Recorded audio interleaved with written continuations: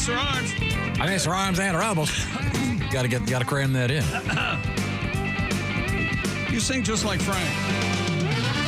You have that almost superpower of knowing when to phrase and how to phrase. Oh, yeah. That's amazing. It's a gift. It is a gift. Hi, it's the Bob and Tom Show. We're in the O'Reilly Auto Parts Studios. I am alive. There is Christy Lee at the Silac Insurance News Desk. Welcome back. Thank you. There's Pat Godwin. Missed you, buddy. Really? Yeah. All right, good. Thank you. There's Josh Arnold. Hello. Ace Cosby. Missed you. And we're off.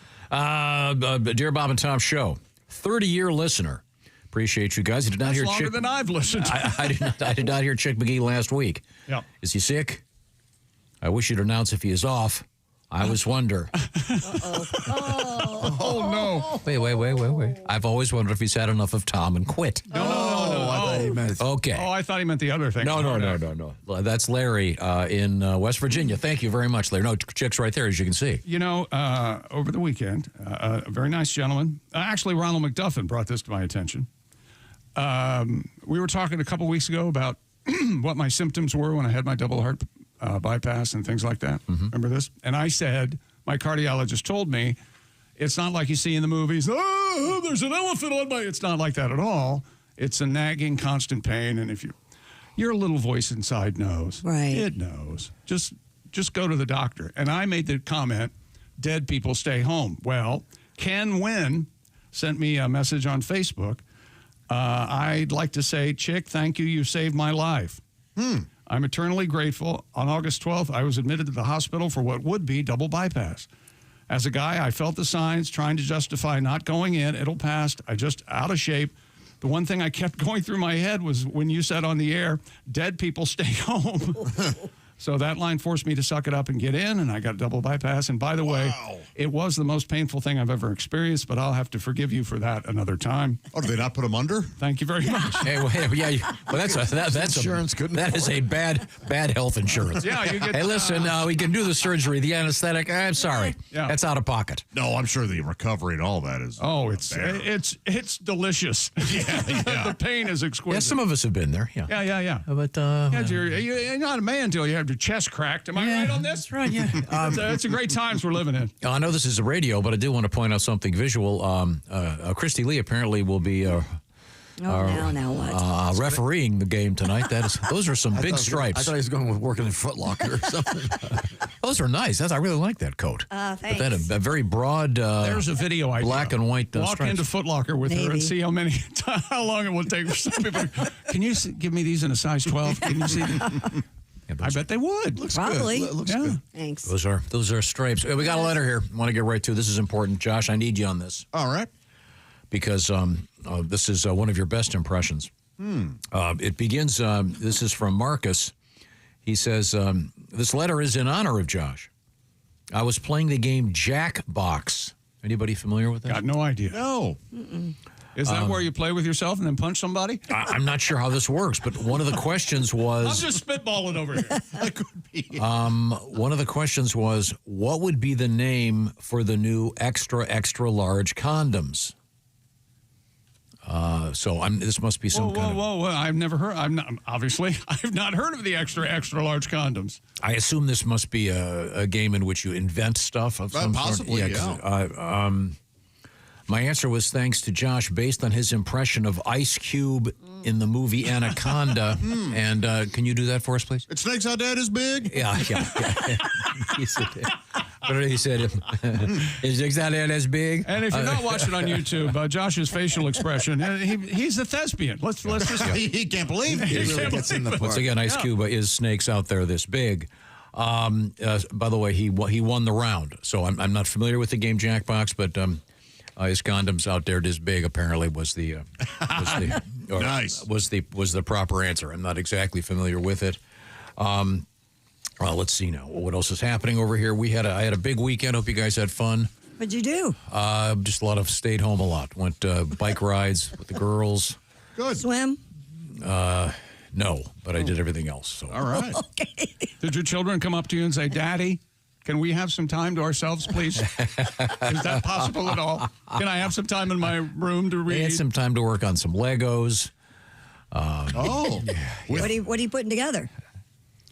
They're just all kinds of stuff. Hey, have you ever, in the middle of the night, stepped on a Lego in your bare feet? Oh, my goodness. Boy, that hurts, huh? I was doing some work in my office, and I emerged a few hours later, and I noticed that 2 of the chairs in the kitchen were missing. Turns out they'd been hauled upstairs to create some kind of a large oasis-like tent. Oh, a fort. yeah, That's Very cool. large. They needed extra furniture to create the fort upstairs. Oh, that's yeah. awesome. All the blankets were gone, but they had fun. That is fun. What is that about kids who like? I did it. We all did it, yeah. Blankets and forts and sofas, and in the middle. All right, we're in the campground now. Oh, yeah. I spent a lot of time underneath the dining room table at my house. Does Josh know? I bet you did. What, looking for bet you. No, I don't know, just Looking at loose his. change? The dogs under there, like at my house, when we have dinner, both dogs are under the table, and so Under the table. You're under and the table dreaming. in your house now? I thought when you were a Would you kid. say? no. I mean, no. One of my little girls is always under the table. Oh. She's with the dogs. I go, "Where's Hart?" Oh, she's under the table with the dogs. You know, there's no earlier time to start therapy than right now. Okay. So. Does Josh know about you and your whole Bridge? setup when you were a kid and your mother would you'd let you sleep in the living room so you could watch TV? Does Josh know about all that whole story? Did you ever camp out in your living room? Oh, yeah. It was awesome. Yeah. Yeah, we had a cot. Oh, you did? We had a cot, and you had to put it together, and it had these wooden This old pieces money and- Griswold estate. and He's put camping this- out in the living room. and put this cot together, and it was such you'd pull the wood, and you had to get the thing in the hole, and it was really dangerous, and you could pinch yourself putting it together. Yeah, no, it's fun sleeping in the living room. Yeah, Did you yeah. ever sleep in your backyard when you were a kid? Yes. Yeah. Yeah, that was great. Yeah. So I would occasionally sleep down there. But it didn't know. Have you slept in every room in your house where you live now? No, not every room, because some rooms don't have beds. Have you ever thought, something? I think I'm going to sleep in that extra room tonight, just because. Is that Just right? because? No. It's not to get some No, just peace and quiet or something? Because I've done that. You No, I've done enough of sleeping elsewhere, not in my house in my life. Like I do that enough. Yeah. Hotel. I mean, it would be to me. It would be like staying in a hotel. It'd be fine, but it wouldn't quite be that comfortable. It's you want your bed. Sure. Okay. All right. My bed's pretty good. Mine too. Yeah. Oh, me too. I like it very much. Okay. You ever shop for a house that had 2 master suites? You ever do that? No. Yeah, I've done that. Yeah. Oh, how'd that go? Well, it was towards the end. But the important part of that, was there was an end. So Did you It didn't find continue. Did you find a house with 2 master suites? oh yeah, twice. Mm-hmm. Twice, I think. Wow. Yeah. Is that a thing? yeah. I didn't know that was a thing. Oh, it's a thing. It's a thing. Oh, it's Okay. a thing, baby. Okay. Well, Or I is it a didn't know. primary suite? If you want Primary to now, get to yeah. us, it's Bob and Tom at bobandtom.com. What's coming up in sports? What's coming up in sports? Tommy Fleetwood, Mick's great-grandson. Can we start this? Mick Fleetwood's? I'm glad you did this. I because got Christy. when I saw this, I went, "Oh, we have to say." We've got to. Tommy Fleetwood ends a summer of heartache. The richest prize on the PGA Tour. He won the Tour Championship yesterday in Hotlanta for the first Tour title to capture the FedEx Cup and a $10 million reward. And, of course, Fleetwood got plenty of help, though, at the start when the awkwardly named Patrick Cantlay began bogey, double bogey, and could never catch up. Scotty Scheffler went in the water, Tom. We'll talk about that. And the Big Dumper hit a home run, set a record for catchers yesterday. He hit his 49th, the Seattle Mariners, Cal Raleigh's, breaking Salvador Perez's record of 48. And John Bench had 45 back in 1970. Little League World Series, we got a winner and some trades. In the NFL, Christian Rasmussen wins Milwaukee. Ryan Blaney won NASCAR. And one of our world records that is just a tribute to the passage of time. One more time. No skill involved. Just kept Just breathing. existing is enough. Just existing is enough to make a record, I guess. Yeah, well, you write this one down because these usually. Yeah. The king is dead. Long live the king. Yeah, they're Got very it, good. yeah. I've got to read the story. I'm not sure. I don't know much about it. Coming up, headline: Hooters floating down the Ohio River. Oh, maybe they have like A restaurant? yeah, like a boat. Hooters on a boat. Was it McDonald's on the St. Louis, Mississippi? on the Mississippi there. Yeah. Well, apparently, Didn't Ronald drown? a Hooters in Kentucky was spotted floating down the Ohio River. We'll find out what that's all about right now. You've been hearing about the annuities from the Silac Insurance Company on this show. We've been talking about them for a while. It's time to get some more information by playing a game we call the McGee 3, starring Chick McGee. That's right. 3 questions about the Silac Insurance Company. Question number 1, Dear Chick McGee, I want to browse and read about how all the Silac annuity choices, how do I find information about them? What is that address for the Silac website? Oh, so easy, my friend. It's SILACINS.com. That's SILACINS.com. Annuities, very interesting, and I love the idea of getting a 20% bonus just by going from a 401k to a Silac annuity. How do I get details about that? What's that phone number? Also easy. Just dial pound 250 on your cell and say bonus 20. That number again, call pound 250 and then just say bonus 20. Finally, you've done such a good job. Would you be kind enough to read the Silac Insurance Company disclaimer? I'm far too busy. Christy, if you don't mind. Consult your financial advisor. Premium bonus may vary by annuity product. Premium band and surrender charge period selected and may be subject to a premium bonus recapture. Some products with bonuses may offer lower growth rates or caps. Terms and conditions apply. See SILACINS.com/disclosures. Thank you very much, Christy Lee. A lot of things get blamed on the internet. Here's a new one. They're now saying there's an uptick in grave robbing. Yeah. Thanks to the internet. Due to interest in sales of human body parts on the internet. Oh, man. So, how long can they be in the storeroom, so to speak, right? and they're still viable? they're collectibles, apparently. Collectibles. Yeah, maybe. I've got John Wayne Gacy's liver or something. Yeah, more like, hey, we're putting on Macbeth. Oh. Maybe we can get Uncle Yorick. Uncle Clarence's skull to play Yorick. Okay, we'll find out what that's all about from the O'Reilly Auto Parts Studios. This is the Bob and Tom Show.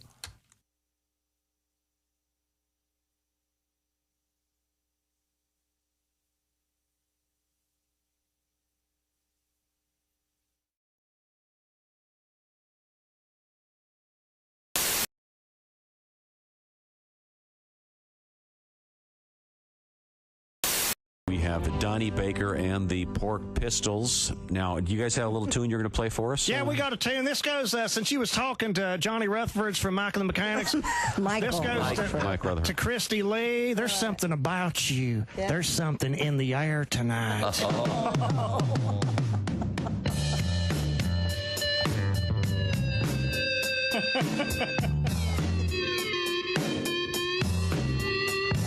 Christy Lee's so fire-ass hot.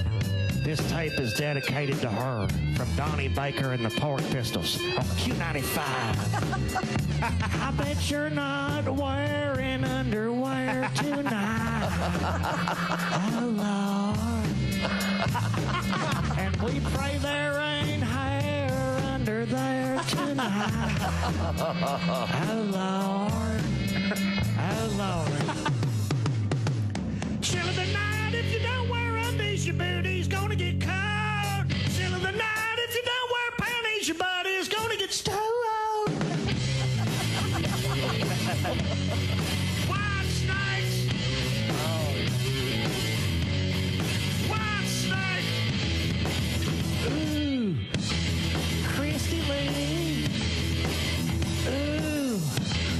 Better get with me. I just want to get close to you and set my pork sword free.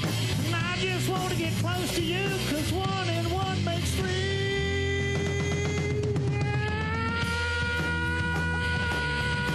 Ooh, baby. Ooh, baby. Chill of the night, chill of the night, chill of the night. It gets real cold, so you don't need planties, Christy Lee. You got Donnie and the chill of the night, chill of the night, chill of the night. Q95 playing White Snake for Christy, and she's sitting in a puddle. And chill of the night, chill of the night, chill of the night. Donnie Baker and the Pork Pistols. Bravo! Hello, my name is Alexa. Are you looking for Bob and Tom Radio? Well, it's on me. Just say, Alexa, play Bob and Tom Radio on TuneIn. happened? I'm so sorry. Wow. Hello, Bob and Tom Show. Bob and Tom, it's Kenny Tarmac. Kenny, Hey, Shooter, we just landed. where are you? I'm in ATL, just got in from FAT through MCO. Nothing like a red eye out of Fresno to start a Friday. Wow. I know. Hey, Chick, I was going to update you on my fantasy league. Okay, go, man. You won't believe who I got going this week. Damn, hang on a second, guys. Oh, okay. It's my sister buzzing in on my burner Bluetooth. You've reached the voicemail of Kenneth Tarmac. If this is his burnout sister asking to borrow money she'll never repay him, press 1. Just kidding, sis. What's up, Jinbo? Really? Well, I'm sorry, but well, to be honest, I never liked that damn dog. No, when he humped my J. Crew khakis at Thanksgiving, remember? Well, what does the vet say? Oh, my gosh. $6 grand? I'm just saying this dog is just like your Civic. You're upside down in it. You're breaking up. Move closer to a window. How many bras did he eat? Well, Mom told you about smoking your jazz cabbage in that tiny apartment. Sounds like Oh, boy. Yeah, well, apparently I should have become a vet because that's almost more than I make off commission as a Region 4 sales rep at SmearCorp. No, I'm not bragging. I'm just saying I'm not the one who got divorced, kept the dog, and then got fired from Quiznos. I don't know, Jed. Your dog's too ugly for a GoFundMe.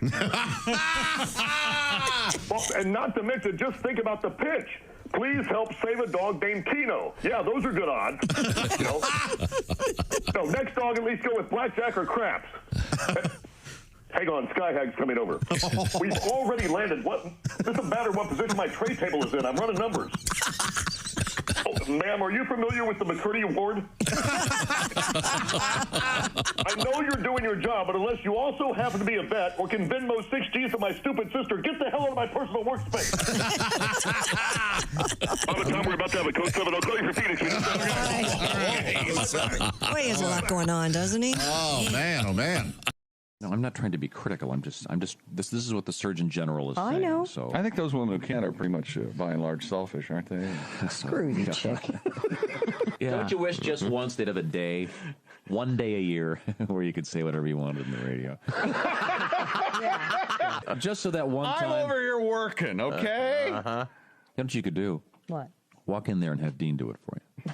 You walk in there, tell Chick what you want to say, and he can fix it for you. A few minutes ago, Chick said something mean to Christy, and she, I didn't. Was that mean? I was Yes, just it making was. an observation. I was saying that some women are unable to breastfeed for a number of reasons, and you said The main reason I can think of is because they're selfish. okay, so Christy She wanted. seems very well adjusted Right and now. very Christy intelligent. wanted to respond, and I have great faith in our editor.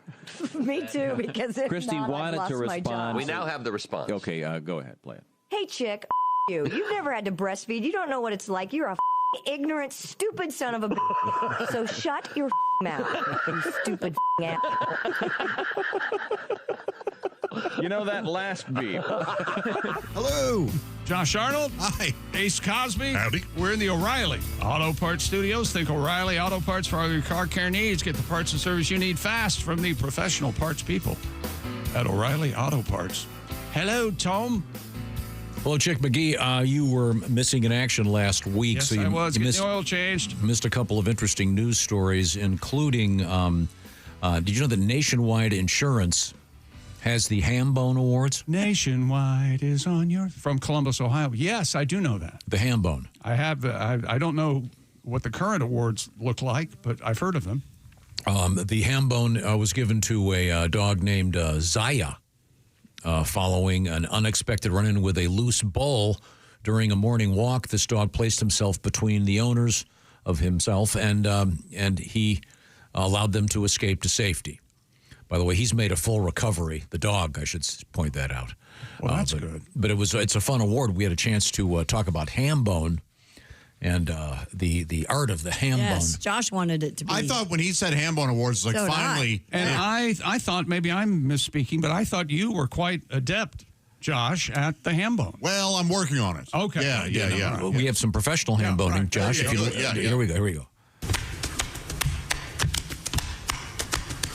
Well, You're cheating yourself if you don't see the gentleman perform, though. Yeah, he's Or the sitting all lady. over his body, right? Yeah. Yeah. It's kind of like Bobby McFerrin without the hump. This is Steve Hickman, the Michael Jordan of the ham bone. Really? Josh, you're pretty good at this. I'm all right. Yeah, but I stick to the lower body. I don't go. I don't go shoulders, arms. I think the ham bone purist will tell you. Yeah. That's exactly what I said. Yeah. I'm a purist. It's You're a all purist? under the belt. Yeah. Now, I was not familiar with this. We have a nice letter from Steve, kind enough to write, Dear Bob and Tom Show. I remember watching the TV show Hee Haw as a kid, and they had Phelps and Riddle. Oh, yeah. The Hambone brothers. Phelps and Riddle. Phelps thought Riddle wasn't pulling his weight, so they broke they were up. the Gallagher brothers. Right. They got a huge There was an fight, on-stage fist fight. Yeah. Martin and Lewis. Did one of them go solo? Oh, yeah. It said Phelps did the thigh slapping, ham boning, and Riddle did the vocal part. Yeah, he did. The slang term is hillbilly beatboxing. Oh. I'm not familiar with this. When I saw these guys on Hee Haw, which was a staple in my house, Right. you guys remember the famous story of my mother seeing Charlie Pride for the first time. But anyway, these guys were great. I look forward to the nights that they would ham bone on Hee Haw. Absolutely. But the Hambone Award is not a musical award. No, it's for the good doggies. Yeah. And by the way, in second place for the Hambone Award, the one dog obviously protected its owners from a charging bull. Duke, a lab mix from Ohio, swallowed an entire spatula head after licking off peanut butter while staying at his dog sitter's house. So these aren't really heroic animals. Yeah, I'm with you. They've had serious insurance claims. Yes. These are for people that have the dog insurance, which Right. I've got to get for my dogs. I keep forgetting to do that. I can't tell you enough. You should have your dog insurance. Yeah. Yes. You have Or pet cats. insurance? I have pet insurance. It can be. You got to get it. Very You got it. No. Both no. Christy, you and I have both paid a lot of money for some very expensive I animal have. surgery. All right. What's the number then? What's the number for you? They come out and they go, look, here's what's going to I've happen. spent $8,000 to get these Well, you do done. that once every 6 years. No. And then how much is pet insurance a month? I guarantee the math doesn't work out. Just like any insurance out there. Are you trying to tell me I might have been hacked? I'd like to disagree with Josh on this. I had a dog with a brain tumor that was $10,000, and the So dog died. $10,000 The dog died 2 weeks later. Yeah, well worth it. Yeah, well worth that. Put this up on the board. Anyway, speaking of dogs, did you guys know this weekend in Lithuania, it was the annual International Corgi Race. This was in Really? sports, yes. In Lithuania. In Lithuania, more than 100 teams competed in Lithuania's International Corgi Race in the capital of Lithuania, which we all know is... What is Does it sound like you're spitting? No, it's Vilnius. No, of course it is. Vilnius. Welsh Corgis, widely known for their association with the British royal family. 120 teams from around Europe taking part at the Corgi race. Vilnius in Lithuania's capital. 122. Are they pulling sleds? Their legs are too little. Their owners and dogs from Poland, Latvia, Germany, Austria, and Italy. Thousands of Lithuanians gathered in the capital this weekend. A solo sprint, a contest for the mightiest voice. So that was probably more people that went to see the game with Cincinnati and Indianapolis and for the preseason. Well, preseason. Sparse crowd. And then they had the World Corgi meetup yesterday. Oh, and that was going to be a worldwide broadcast with the Corgis in the United States, Ireland, and Poland, and all the teams in Lithuania. And I think we have some video. Here they go. This is Vilnius 2025. There's the Corgis. There they go. They're faster than I thought. Oh, they're very fast. Oh, how They have little cute. legs. Oh, yeah. Heck yeah. Oh, that's sweet. See, and then their owners call them, and then some of them run the wrong way. Oh, yeah. Oh, you'll have that. And there's the proud winner. Then the Ignis Mango. Climax. Is that who that is? Oh, yeah, that's her last name is Inglis Climaxis. That is Mango the Corgi. Wait, go back to that woman. She's gorgeous. I don't want to say. Look at her. There she is. Oh my God! Can you imagine her screaming at you in some foreign tongue as you Lithuanian beauty. repeatedly I ran? believe we have some of the costume contests too. I think someone was dressed like a plane. Is that right? No, Corgi? he doesn't have it. Oh, okay. Corgi was dressed. dressed like a plane. We'll get on that right away. A big celebration. By the way, back to the Hambone Awards for 2025 from Nationwide Insurance. In third place, Foxtrot, great name for a dog. Foxtrot, here, boy. A Great Dane from Texas stole a full turkey leg from the tongs of her owner's hands on Thanksgiving. Holy heck. And swallowed it whole. Surgery followed. That's a big dog. That's hard to, I mean, can you imagine swallowing an entire...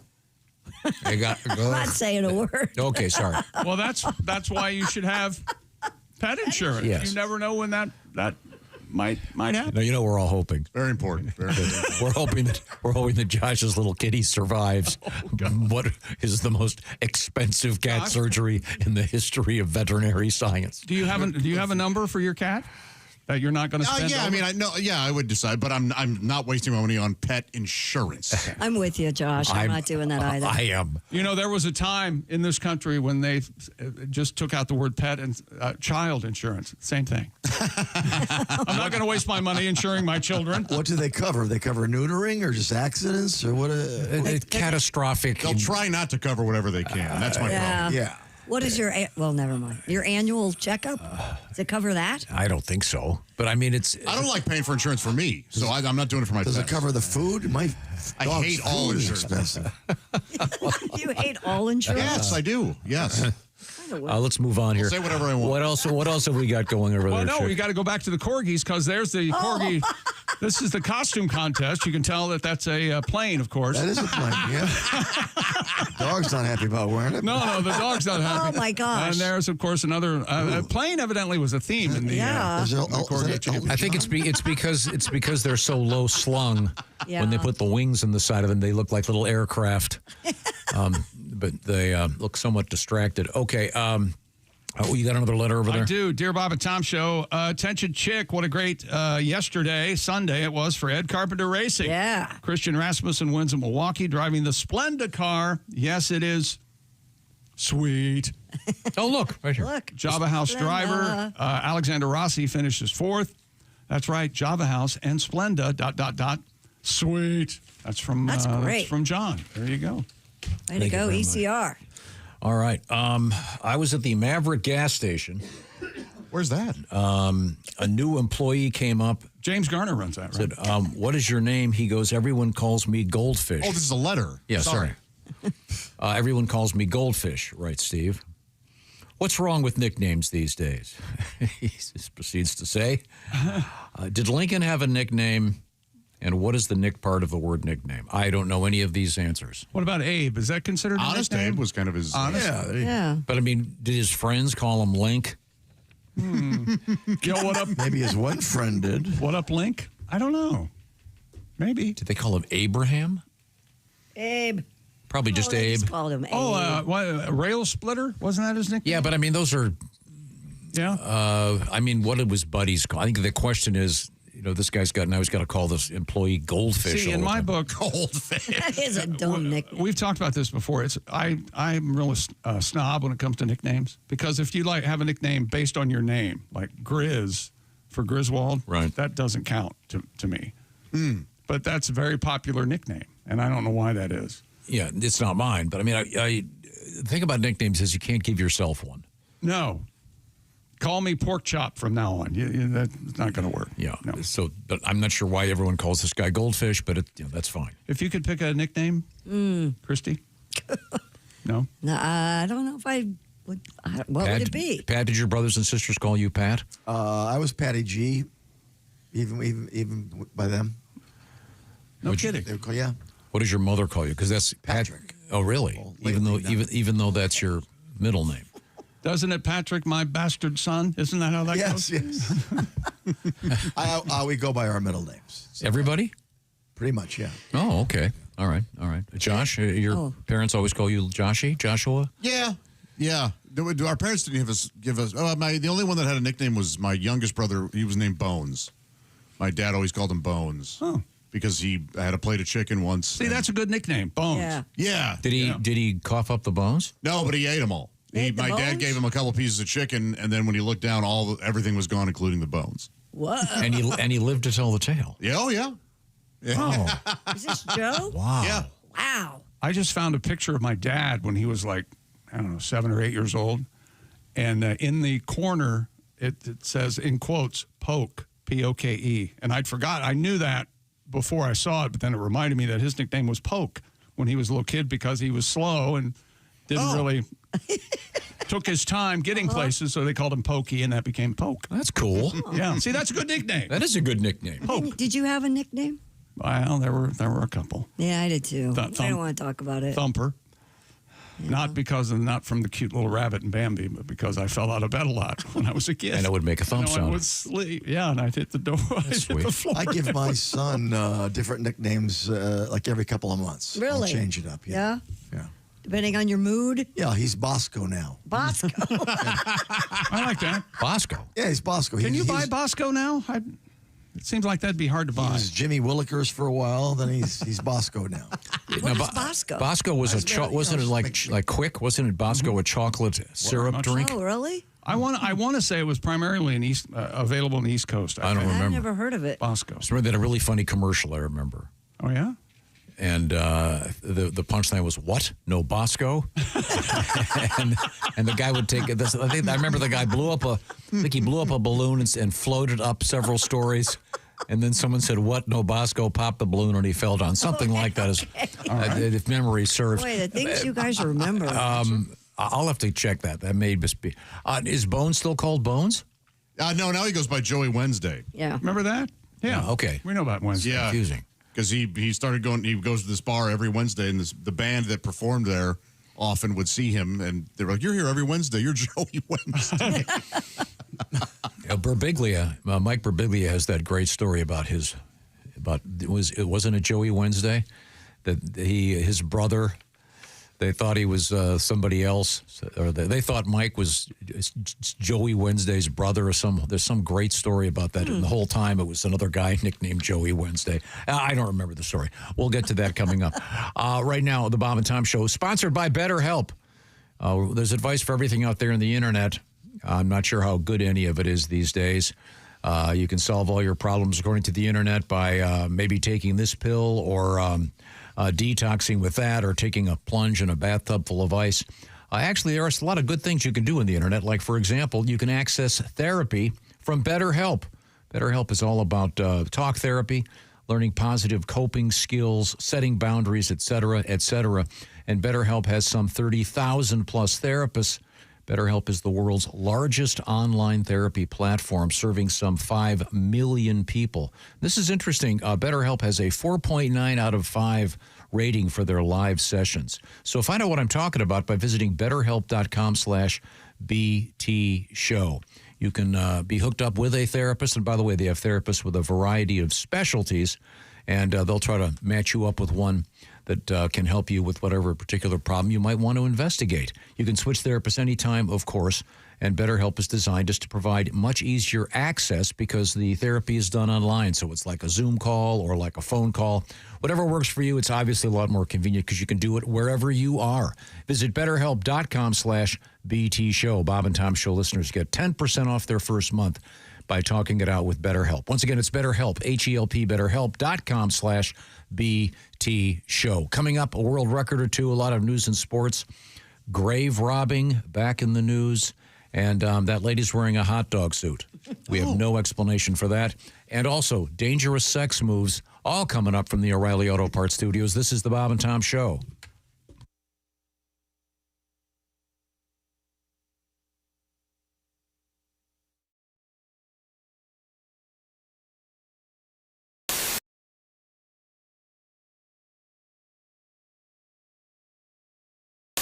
Are you talk dating? trash about you. I am. Yes, I am dating someone, and I think it's serious all of a sudden because the texts have changed. You know, like I used to get like selfies or like a link, like, "Hey, we should go here." Now I'm getting like, "Hey, watch this video on how to listen better."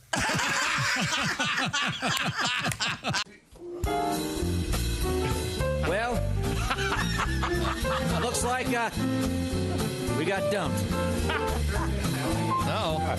Is there anything you'd like to say to them? Well, our girls have left us, so I'd like to say just one thing. Oh, yeah. Baby, blow me. Oh, a kiss as you're leaving. Blow me. Oh, a kiss right now. 'Cause if you're gonna leave me, honey, I will surely miss the way you blow me. Oh, blow me a kiss. Come on and blow, blow, blow, blow me. A kiss like you mean it. Blow me. A kiss right now. I really can't remember anything as hard as this. So blow me. Blow me a kiss. Wow. Some things in life are hard to swallow. She couldn't take it all, Dean. She couldn't handle everything. Who could? But if she comes back tomorrow, I'll be shooting my wad on flowers and the rain, honey. Blow me. A kiss as you're leaving, baby. Blow me. Oh, a kiss as you go. And always think about me as you're going down your list. And blow me. Blow me a kiss. I'll miss her arms and her elbows. I'll miss her arms and her elbows. I'll miss her legs so tall. Yeah, I'll miss her legs so tall. I'll miss her neck and her shoulders. Yes, sir. But I'll miss her head most of all. Rock out, fellas. Swinging them, Pally. Baby, blow me. A kiss as you're leaving, baby. Blow me. Oh, a kiss as you go.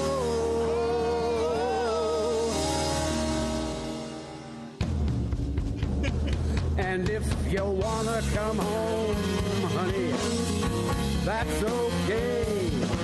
Just grab a hold of this. And baby, blow me. Baby, won't you blow me? Blow me a kiss. Oh, I've been Malcolm. oh, Pally. I'll miss your arms and your elbows. Woo! Fantastic. Bob and Dean and Tom Jerry. Band and Orchestra. Amazing. Thank you, Dean. Thank you, Jerry. Oh, that's fantastic. The stock market goes up, the stock market goes down, the stock market goes up and down. Now ask yourself, do you still want to be dealing with all this noise during your retirement? Didn't think so. With an annuity from Silac, you'll get guaranteed payments all throughout your retirement. Mute the flute of market mayhem with an annuity from Silac. Your relaxed and well-earned retirement? It starts here. SILACINS.com. That's SILACINS.com. Just joining us in the studio, it's Mr. Derek Stroop. Yeah. Hi, Derek. Hey, how y'all doing? Good to see you, Derek. Good. Thanks for having me. Pleasure to have you here. Hailing from Harvest, Alabama. Yeah, originally that's the starting point there, right outside of Huntsville, about 20 minutes. Did you go to high school there? Yeah, I did. What your team were the Fighting what? Well, I don't know if there was much fighting because we were the Senators. Yeah. Never fight. Yeah, it was a tough mascot, especially in a land full of tigers and bears and dragons. We were the Senators. Yeah, I don't feel bad. I was a prepper. Before it meant prepper meant storing ammunition and water.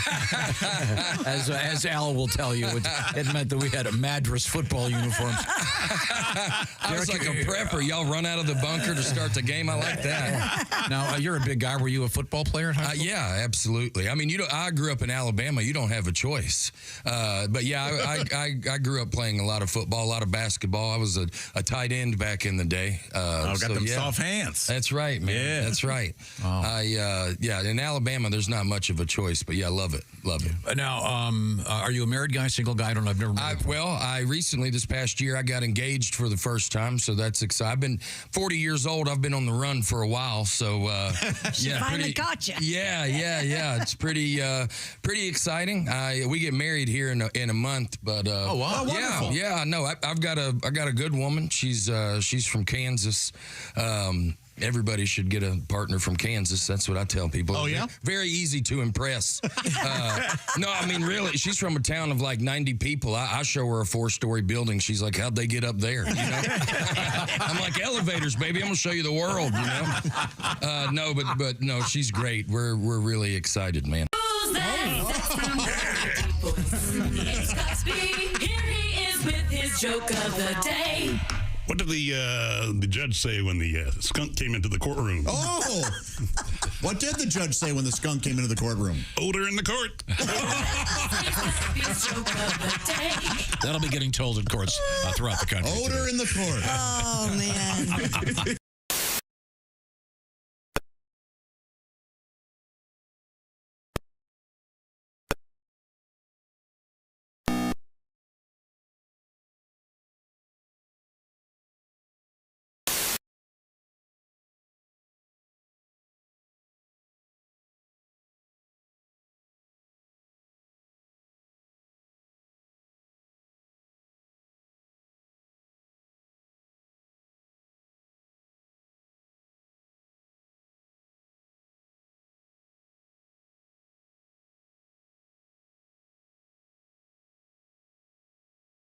Boats, the RVs, etc. Hello. Welcome back to the Bob and Tom Show. Hello, Christy. Hi, Chick. There's Pat Godwin. Hey. Josh Arnold. Hi there. Ace Cosby. Hey, Chick. We are in the O'Reilly Auto Parts Studios. I am Chick. Hello, Tom. Does this make you want to eat some corn on the cob? Yes? This music. Down in the... Hey, guys sitting in the back of a... down in the Delta? Tractor. Blowing some harp. No? Okay. Handball. I mean, you are an odd duck. Do you know that? I've been doing corn on the cob every night. We had corn on the cob 2 nights. Okay. All right. And- Okay. What reason are you eating corn on the cob every night? Is it because you like the taste, or you watch and wait and giggle at the aftermath? No, it is the season of fresh sweet corn. You guys know It's what great. happens, right? That our bodies hollow out the corn, that little kernel. Very odd. Isn't that weird? It is odd. What's doing that inside us? Who knows? But nevertheless, I was just celebrating the delights of the hardworking American farmer and the delicious corn from the. Are you doing the microwave farmers market? No, I'm still doing microwave hack. Yeah. Yep. I'm still doing the boiling water thing. Of course you are. Yeah, That's why Mommy did it. Yeah. Well, it seems to have been working for the last 100 years for those of us that appreciate. What if you'd have been around when Henry Ford trotted out that that model? Hey, where's my horse? I'm not driving that car fangled thing. So you irradiate your corn? No, it just makes it's kind of cool to do, actually. Especially if it's just 1 or 2 people. Yeah. You're old enough to remember the early days of the microwave. Oh, sure. Remember the sign? Those were more or less, don't get if you a heart problem or anything metal in your body, stay away from the microwave. Yeah. Remember you'd walk into a fast food place and they'd have the sign in the door. Yes. Did someone ever actually like walk into one of those places and like just seize and hit the ground? It might have happened. Well, remember, the microwaves were gigantic when they first came out. Huge. The radar range. Yep. Amana was the workhorse of the industry. Yeah. The Lytton microwave. I remember that one.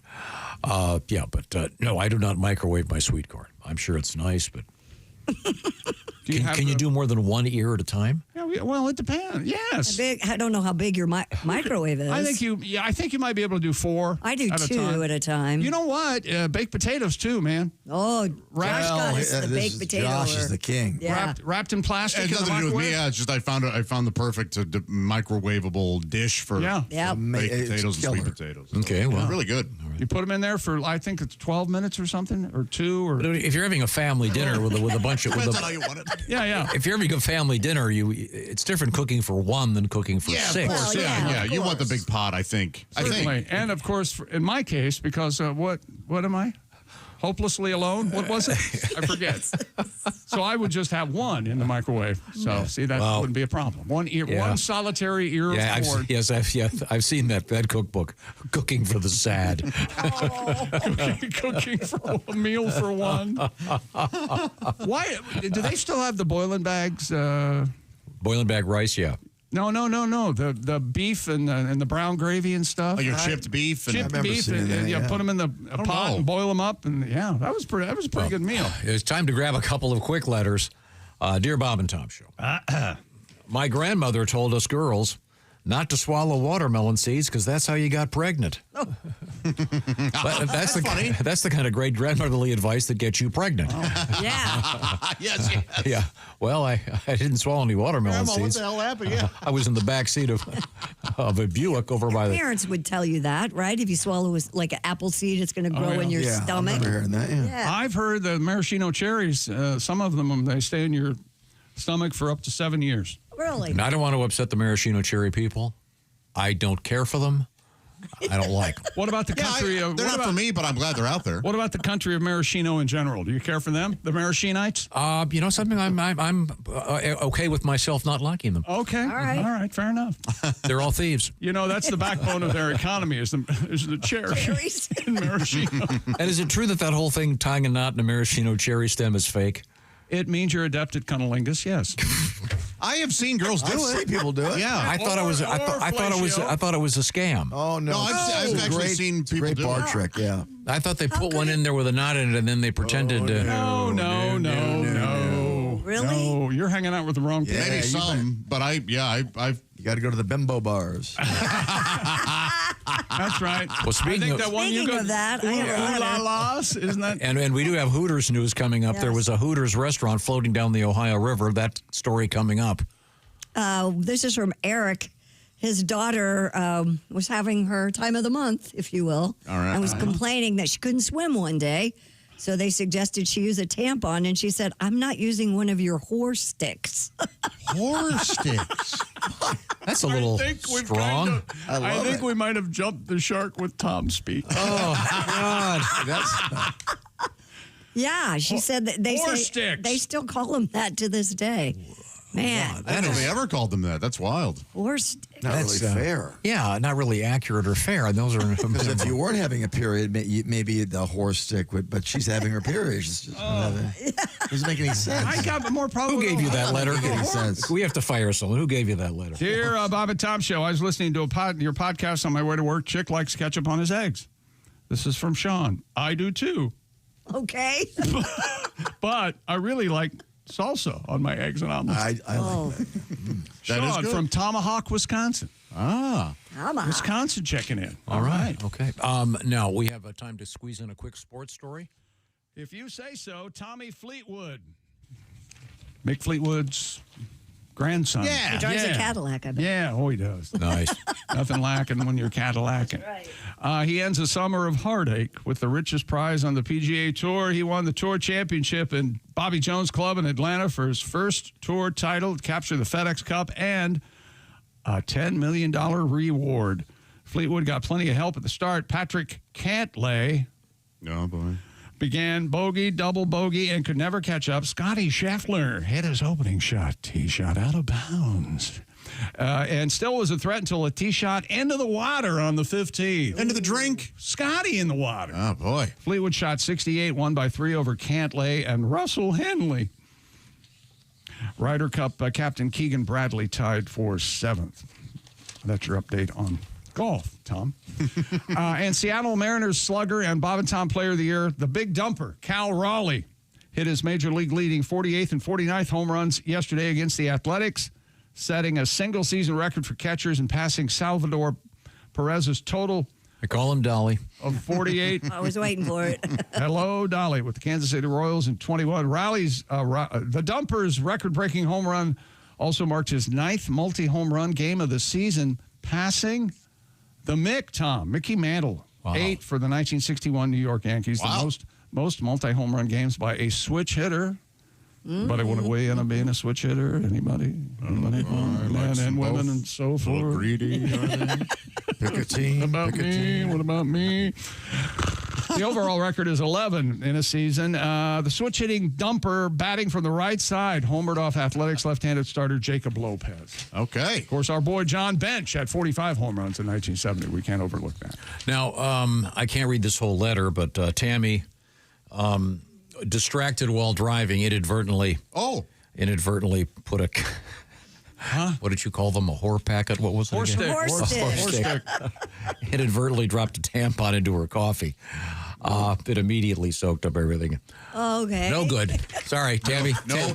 Tammy, thank you very much. Is it true that punk kids, boys, would break into the women's restroom and pour water into the tampon dispenser and it would expand and I have not heard of that. wreck the dispenser? I've never heard Is that true, of that. or is that I've like an never heard urban of legend? it, but Whether it's true or not, I love it. Yeah, it's because they don't swell up. grossly inconveniencing women for no reason at all. Okay, grow up, fellas. Coming up, we do have the floating Hooters, and no one knows what's happening here. This is a big mystery. They don't know why? Weird. I've got it a little more homework, but so far the two things I've seen about it, it's a big mystery. Floating Hooters down the Ohio River. We have a lady dressed in a hot dog costume. Can't figure that out. And sex moves. What's the most risky? Doctors weighing in on that topic. I got to guess. We are in the O'Reilly Auto Parts Studios. This is the Bob and Tom Show.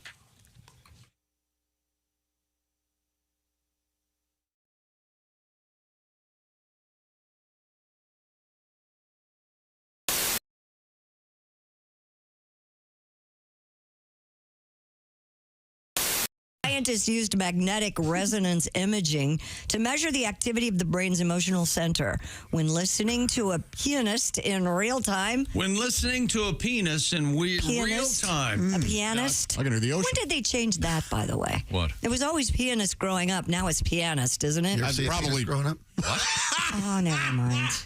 I saw one on a horse. That was the first time I saw one. And it was like... First time I saw a horse one, I thought, my God. And then they also... Louisville. What's the old joke? No, I said a 5-inch pianist. Yeah. Yeah, something like What? No, what's the joke where the guy's in the bar and there's this little 6-inch kid? What? This is 6-inch running around tipping over everybody's drinks.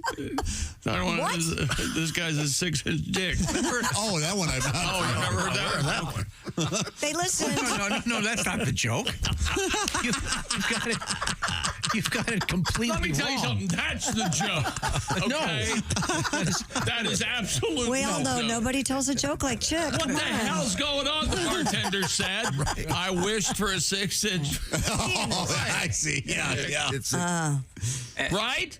There's a little guy playing a piano. No, he's not playing the piano. Yeah. No, he's running up and down the bar, knocking over drinks. There are two jokes here. He's being a real dick. One is about a 5-inch pianist, and the other is about a 6-inch. Yeah.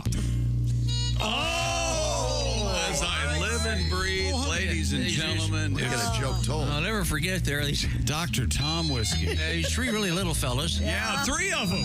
A little tiny. Oh, real tiny. How tiny would you say? They're called little people. And that first one steps up and he goes, you know something? I bet I have the smallest hands in the world. Oh. Wow. Can you use one of your hands to turn Turn your music down.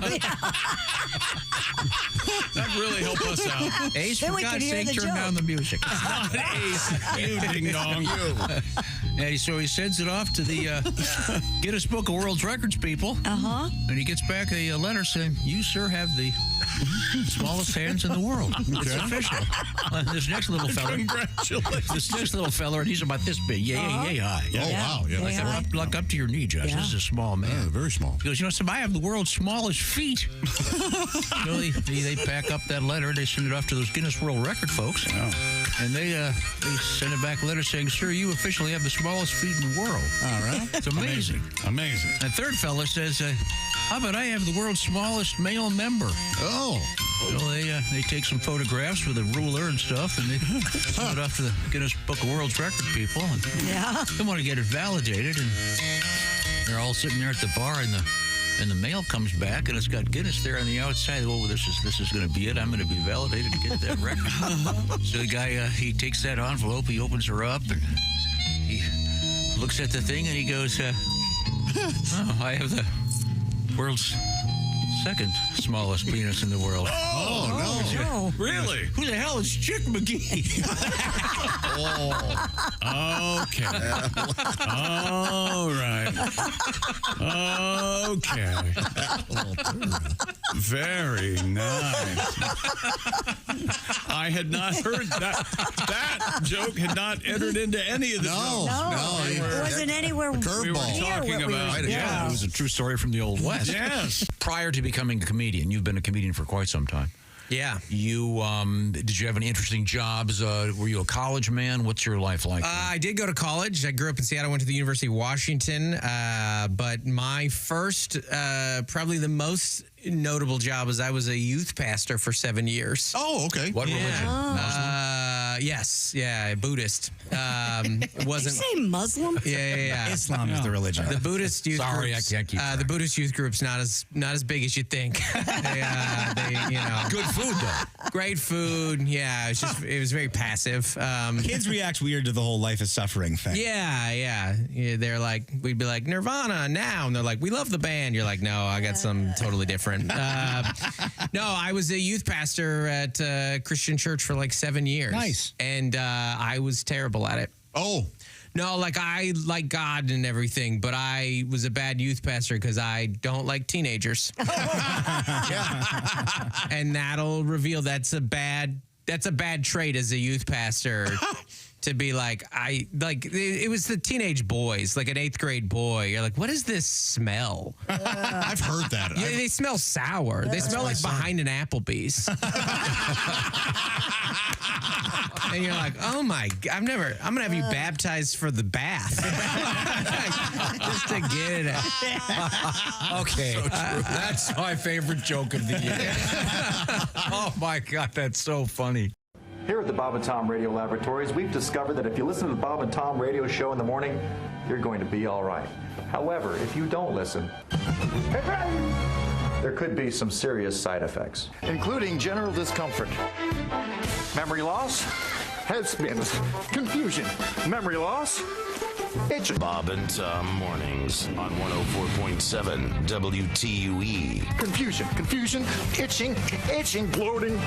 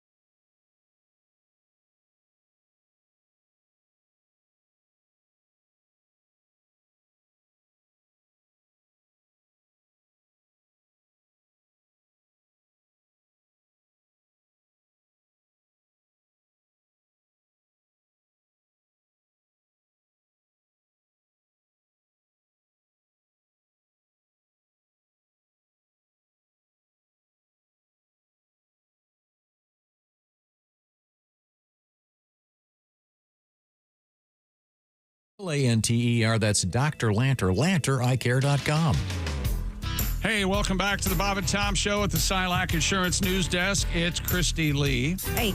There's Pat Godwin. Hello. Josh Arnold. Hi there. Ace Cosby. Hey. I'm Chick McGee. We're in the O'Reilly Auto Parts Studios. Hello, Tom. And what have we learned about nicknames in this room here? You used to be Thumper. What are you, Butch? Butch. My sister called me Butch because that was the name of a haircut. Yeah. The crew cut was called the Butch cut way back when. And you used to sport one? And I hated them. I hated having a crew cut. Because the Beatles didn't have crew cuts. They were cool. Right. They had mop tops, didn't they? Yeah, whatever. You want to look like one of the Beatles, right? Yep. I was nicknamed Chuck's Deluxe on the football team. I love that. Yeah. Mark Cox gave me that name. That's a great nickname. And then we've had Josh's brother, Bones, because he ate the chicken bones. Yes. And lived to tell the tale. Ate the chicken and the bone. My dad could never get over it. Clean Plate Club. I can't get over it. I wasn't there. Yeah. Wow. Okay. We're going to check in with a couple things here if in the world of letters. We love hearing from you. Letters. Bob and Tom at bobandtom.com. And I forget why we were talking about false teeth last week. I know we had some like fixident comments. And stuff. Right, because somebody. Oh, that's right. Yeah. The thought it was Alka-Seltzer. Yes, they had a guest at their house, and they woke up in the middle of the night with a headache, and they fumbled around in the bathroom, and they thought they were drinking Alka-Seltzer, and it was, what is it called, Polident? Yeah, something like that, yeah. That was how we brought up the topic of false teeth. This comes to us from G. He says, I was at a Van Halen concert. Maybe those G's are silent. Maybe his name is... I hadn't thought of that. Thank you. Useful knowledge. I'd like to cover all our bases. Apologize, Gigi. Gigi was at a Van Halen concert. The two guys in front of me were so excited they were jumping up and down. The one guy kept hitting his buddy, slapping him on the back, like, all right, man, can you believe we're actually watching Van Halen? At one point, he smacked his buddy in the back so hard the guy's false teeth came flying out. The good news, they landed in his beer. Oh, that is good news. You can put them right back in his mouth. Yeah.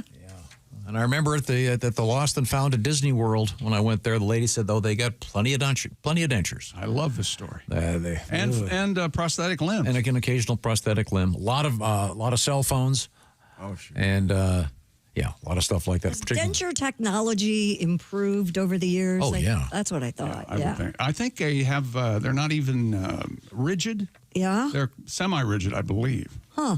You know what I mean? Remember? You don't see as many people. They look so good. Why am I telling this story?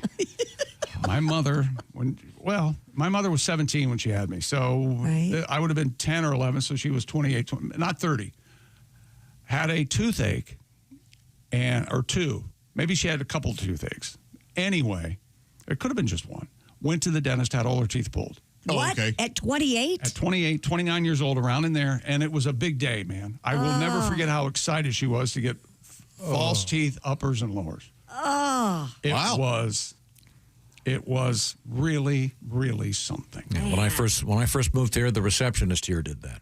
She had a toothache and decided she was getting all her teeth pulled out, even though most of them. I can't believe a dentist did it. I can't either. Yep. Wow. Do you remember? You know who I'm talking about? Yeah. It was a big damn deal, man. We all got in the car and went to Springfield, Ohio, and this dentist, and she was so, look at my teeth, they're purty. Oh, yeah. Oh, wow. Oh, okay. God. Yeah, we don't like to give medical advice, but if you're thinking about doing that, you might want to consult a quality dentist before you yank them all out. You might want to consult a therapist. I think a dentist would be the. Okay. Let's see. Let's get back to reality here. You were talking about people who. We had a news story last week. Christy had it about was it a funeral home in which they weren't actually. Yeah, this cremating. couple. They weren't cremating the people. They just. It was in Colorado. They were just throwing their bodies into a building and then giving the families concrete ashes, as ashes. It was just ground up. They're saying, here's your Uncle Clarence, and it was just ground up concrete. So they were pocketing all the money for the cremation and weren't cremating. The bodies allegedly were stacked in some warehouse. Like 200 of them. Sure. 200? Yeah. Oh, yeah. This comes to us from Grants Pass, Oregon. Thank you, Todd. You were talking about people who were given concrete in place of the cremated remains. Mm-hmm. I know a lady who purposely put her husband's remains in concrete, made it into kind of a big wheel. Then she'd had it dropped in the Sea of Cortez so fish could swim through it. Interesting. Oh. I guess that's maybe sweet. That's what he wanted. That's interesting. What he wanted. That's what he was into. I suppose you could have put him in an aquarium. Then you'd have him right there. I'm sure you told this weren't you involved with some cremations at sea or whatever? Oh, no. We tossed my Aunt Florence into Little Traverse Bay, right, Lake Michigan. Yeah. Aunt Flo? Yeah. I didn't know that it had been double bagged. And I opened it because they were in a plastic bag. Sure. Right. Were you with us on this, Pat? This expedition? I hope not. We were remember that. We were on my brother's boat out of Wallstrom Marina, and we were offshore. And I opened up the bag and dropped it in, but there was a bag in the bag, so she was floating away. A plastic. Like in a life preserver. Just a plastic bag. Well, she would have appreciated Yeah, that. she probably washed up at 5 Mile Creek. Someone picked it up and said, "What's this?" Oh, that's Florence. Snorted. Yeah. Oh, yeah. Now, this is for Josh. This guy is, we'll just call him Mr. A. How about that? He said, I'm a faithful listener. My bus driver used to play you guys when I was on my way to school. I'm a huge metalhead with tastes much heavier even than Josh. Sure. I listen to, and I'm not sure of these bands, Cannibal Corpse. Yeah, that's super heavy. Goat Whore. Whoa. I can't even say either name for this next one. Goat Whore. Yeah, I bet. One of them's an A, one of them, okay. A C? Yeah. Yeah. He goes, but my guilty pleasure is Frank Sinatra. Oh, yeah, I'm a big Frank fan, too. My favorite song is I Get a Kick Out of You. Yeah, it's great. If anyone in my demon-worshipping cult found this out, I'd be kicked out. I wonder if there's anything to this. When I was in high school, I would listen to heavy stuff, and then I would throw on Frank or Dean as well. I wonder if there's some correlation at all. I don't know. Maybe the brain just goes, hey. Is there a lot of is there a lot of melody to some of that heavy metal? There is, actually. Yeah, that's why you'd be surprised. Those who don't listen, that's one of the reasons I love it. But he's definitely listening to heavier. By the way, he signs it the Hellhound Beast with 1,000 eyes. Rock on. Okay, I'm not familiar with what Toward Bethlehem. what that means. Dear Bob and Tom Show, my 3-year-old daughter refers to M&Ms as chocolate Skittles. Yes. Yeah. That Makes might sense. be a better name. Skittles might come out with chocolate Skittles. Yeah, but I got to tell you, I prefer M&Ms. Over Skittles? Oh, kidding? Yeah, me too. Oh, yeah, well, the chocolate thing. M&Ms are great. Dear Bob and Tom Show, you guys were talking about cremation. We lived by a crematory for a few years, Jason writes. Every time after a process would occur, there would be bone dust on our cars. Oh, man. Isn't that something? No. I would have to go out and wipe our cars down. Oh, boy. ... It was definitely strange. Jason in Toledo. That is strange. The Glass City. Wow. Yeah. Yeah. Did it smell like a barbecue?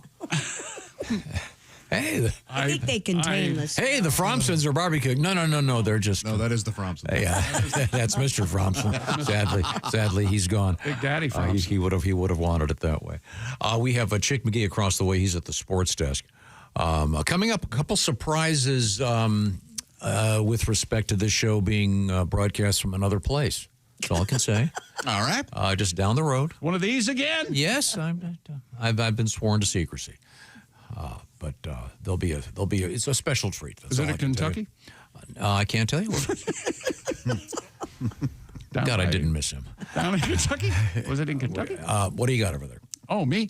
Daniel Medvedev. You know, we got the U.S. Open going up through Labor Day there in New York? In Flushing, the toilet city, Flushing Meadows. That's what they call it. Daniel Medvedev nearly rallied, but a wild scene broke out at the U.S. Open last night. He fought back to force a fifth set, but Medvedev is headed home from the major after being bounced by France's Benjamin Bonzi. He beat Medvedev in the opening round. It marked his second straight upset win over Medvedev in the first round of a Grand Slam. It was late in the third set. Bonzi nearly had the win in straight sets. Total chaos broke out last night. A photographer suddenly walked down onto the court right before Bonzi was about to serve for the match. It's not clear what the photographer was trying to do. The theory is he was from a foreign country and didn't know the process of what was going on in tennis. He was just trying to get some photos. Oh. But an official immediately started screaming at the photographer to get off the court right before Bonzi was going to serve. That led to a very long delay, fans booing and throwing thumbs down while the official tried to gain control. This all ended with Medvedev sitting on the sideline. And for some reason, Daniel decided to take it out on his racket. Yeah, he's not happy. There he is, 4, 5, 6. He's beating his racket on the. So he is once again out of the U.S. Open. The photographer was spotted being walked out of the arena after the third set. Why are tennis players that way? Babies. Yeah. I don't know. They seem to all be babies. Yeah, they snap a lot. Yeah, why are they so short-tempered? I think it's the only sport that comes with an equipment abuse penalty. Oh. There's an abuse of he got a penalty for that? There's an abuse of racket. I don't think he did, actually, but a judge can, a linesman can. He gives it the full Pete Townsend. Yes, he does. He's beaten that thing. He looks like a nerd. That's what's funny about it to me. Are you allowed to throw your football helmet? You can't take your helmet off on the field. Oh. Can you, if you get to the sideline, can you throw it in the ground in disgust without? You're not going to get a penalty for that, right? Sure, no. You know, when I played, they had the ear pads in your helmet, leather, and if you threw it down on the ear pads, would pop off. That's not a thing anymore. No. So then you have to crawl around and find your ear pad. Now, when you played, the ball was essentially round. That's right. No shoulder pads. It's Berlin. No, sir. Me and Jimmy Thorpe. When you played, you'd throw that helmet off and hear that leather slap the dirt.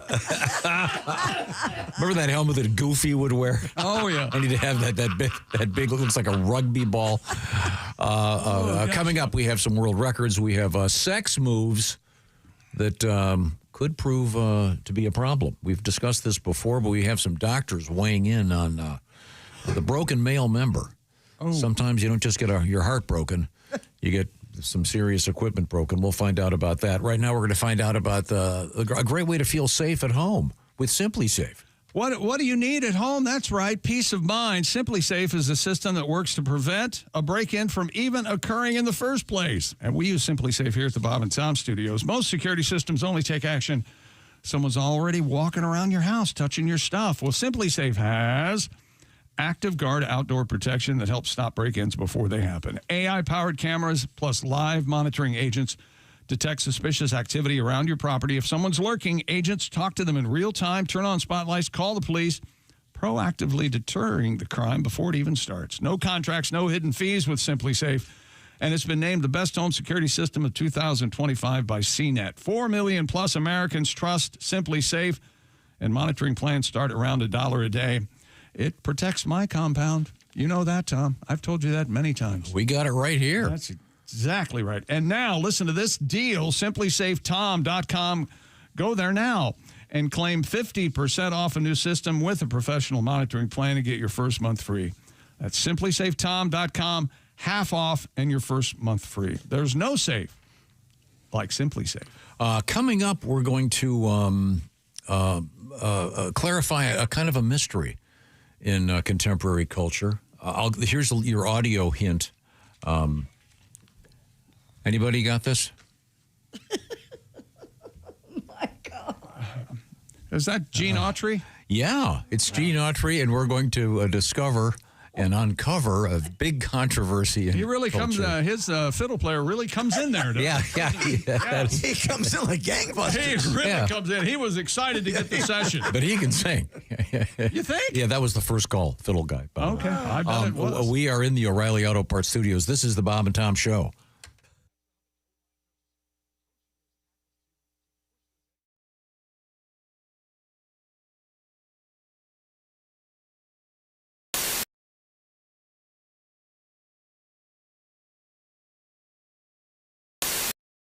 And I asked Frank if he could sing, and the answer is not really. Probably you're correct. But I thought if we provided you with some great song lyrics, like the song Piano Man, you could perhaps go through this with your various famous people doing it. And I have a random list here. So I hope this isn't unfair, but let's just try this right now with the lyrics to Piano Man. Ladies and gentlemen, it's comedian Frank Caliendo. I'm sorry, it's John C. Reilly. Oh, I think I could probably sing this one. It's 9 o'clock on a Saturday. The regular crowd shuffles in. There's an old man. It's better than you thought it was going to be, isn't it? Sitting next to me. How about nice, John? How about Morgan Freeman? To his tonic and gin. He says, son, can you play me a memory? I'm not really sure how it goes, but it's sad and it's sweet, and I knew it complete when I wore a younger man's clothes. How about Tracy Morgan? La da da da da da. That would have been better as me. Da da da. Okay, Paul Giamatti. Sing us a song, you're the piano man. Sing us a song tonight. Well, we're all in the mood for a melody. And you've got us feeling all right. Adam Sandler. Here we go. Now, John at the bar is a friend of mine. He gets me my drinks for free. And he's quick with a joke. To light up a smoke. But he's someplace that he'd rather be. Jeff Goldblum. He says, Bill, I believe this is what? It's killing me. There's a smile right away from his face. Well, I'm sure that I could be, a movie star if I could get out of this place. Yeah. But John Madden.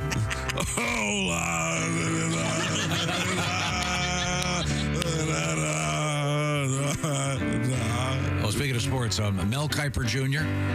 Now, Paul, talking about a real estate novelist who never had time for a wife. Spent too much time doing a thing, and he's talking with Davey, who's still in the Navy. You know, the fact of the matter is probably going to be for life. And the waitress, tremendous job talking politics, and the businessmen, they're slowly getting stoned. Tremendous job, probably going to keep them lower in the draft. Yes, and sharing a drink they call loneliness, but it's better than what? Drinking alone. Seth Rogen.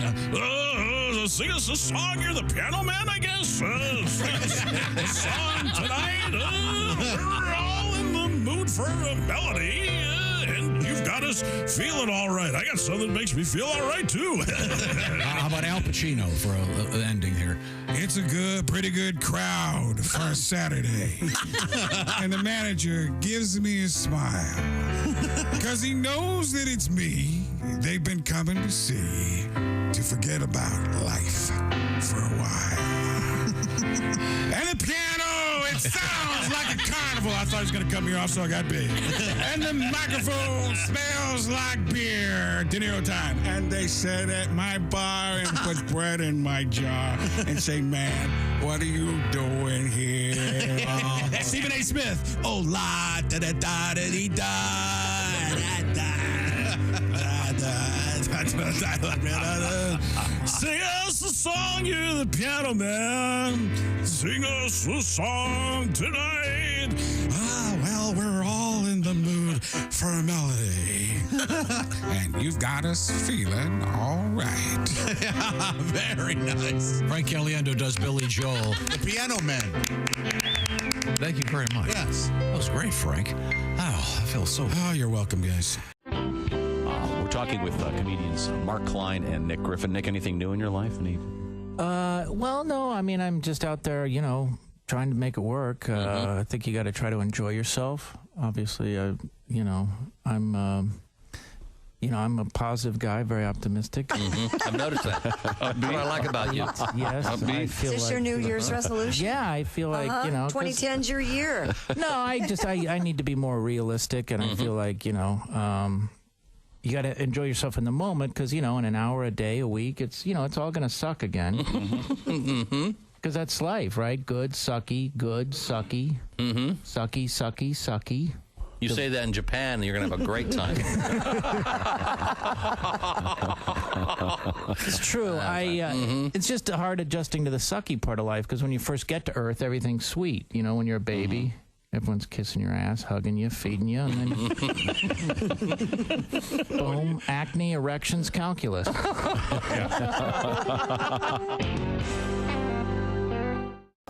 Hi, this is Chick McGee from the Bob and Tom Show. Thanks for watching this morning's show. To listen, just go to bobandtom.com and check out the list for a station near you, or stream the online radio station on our website. Christy Lee. Welcome back, Chick. Thank you, ma'am. There's Pat Godwin. Boy, do we miss you. Really? Yeah. Thank you, Pat. There's Josh Arnold. Hi. There's Ace Cosby. I'm not sure we have a quorum. We didn't vote. Oh, okay.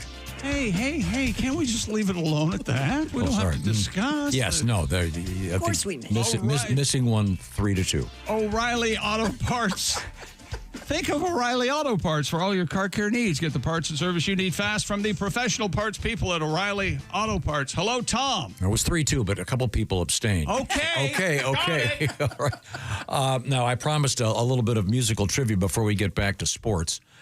We have a news story, Christy, involving Smokey Bear over there, and I thought perhaps we could share that, and then I'll help clear up a mystery that has been bothering some people. Go ahead. A Smokey Bear sign was stolen from outside a Pennsylvania fire station while firefighters were out on a call.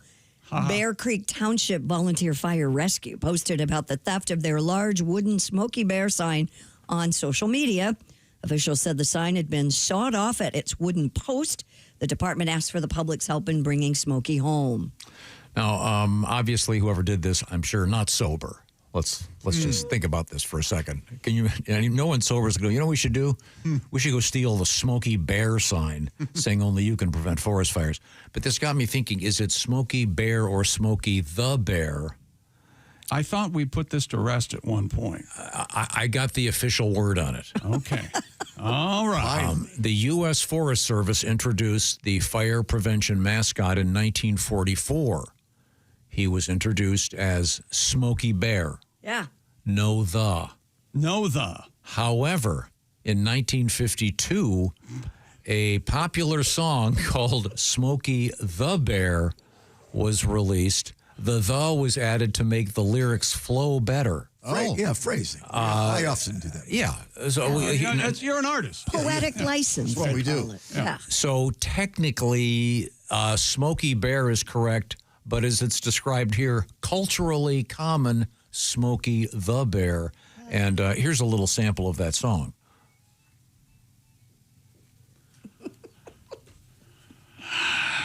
My God. Uh-huh. Yeah, they do.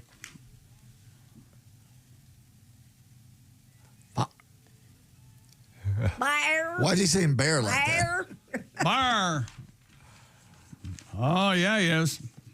Oh, my God. Okay. Wait a minute.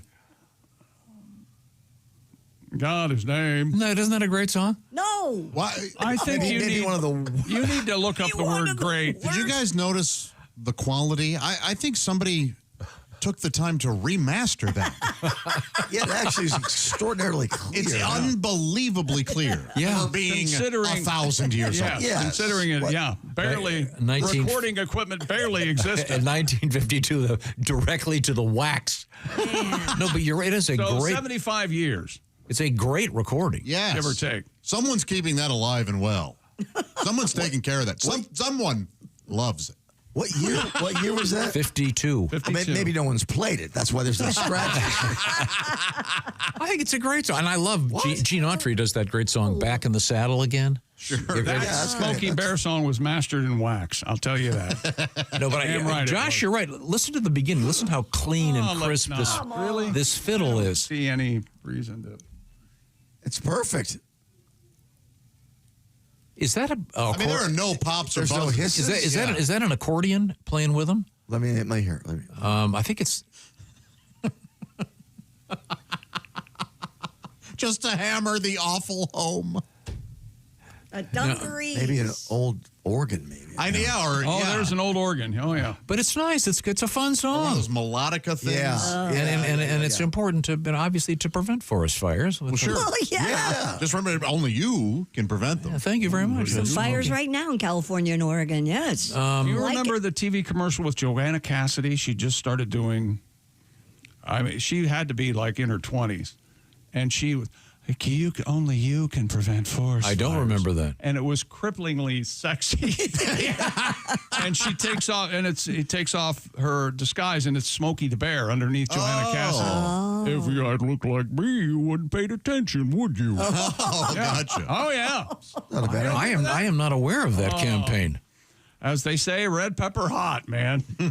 Imprinted on you, I can tell. Oh, yeah. Okay, well, in any event, so it's a Smokey Bear.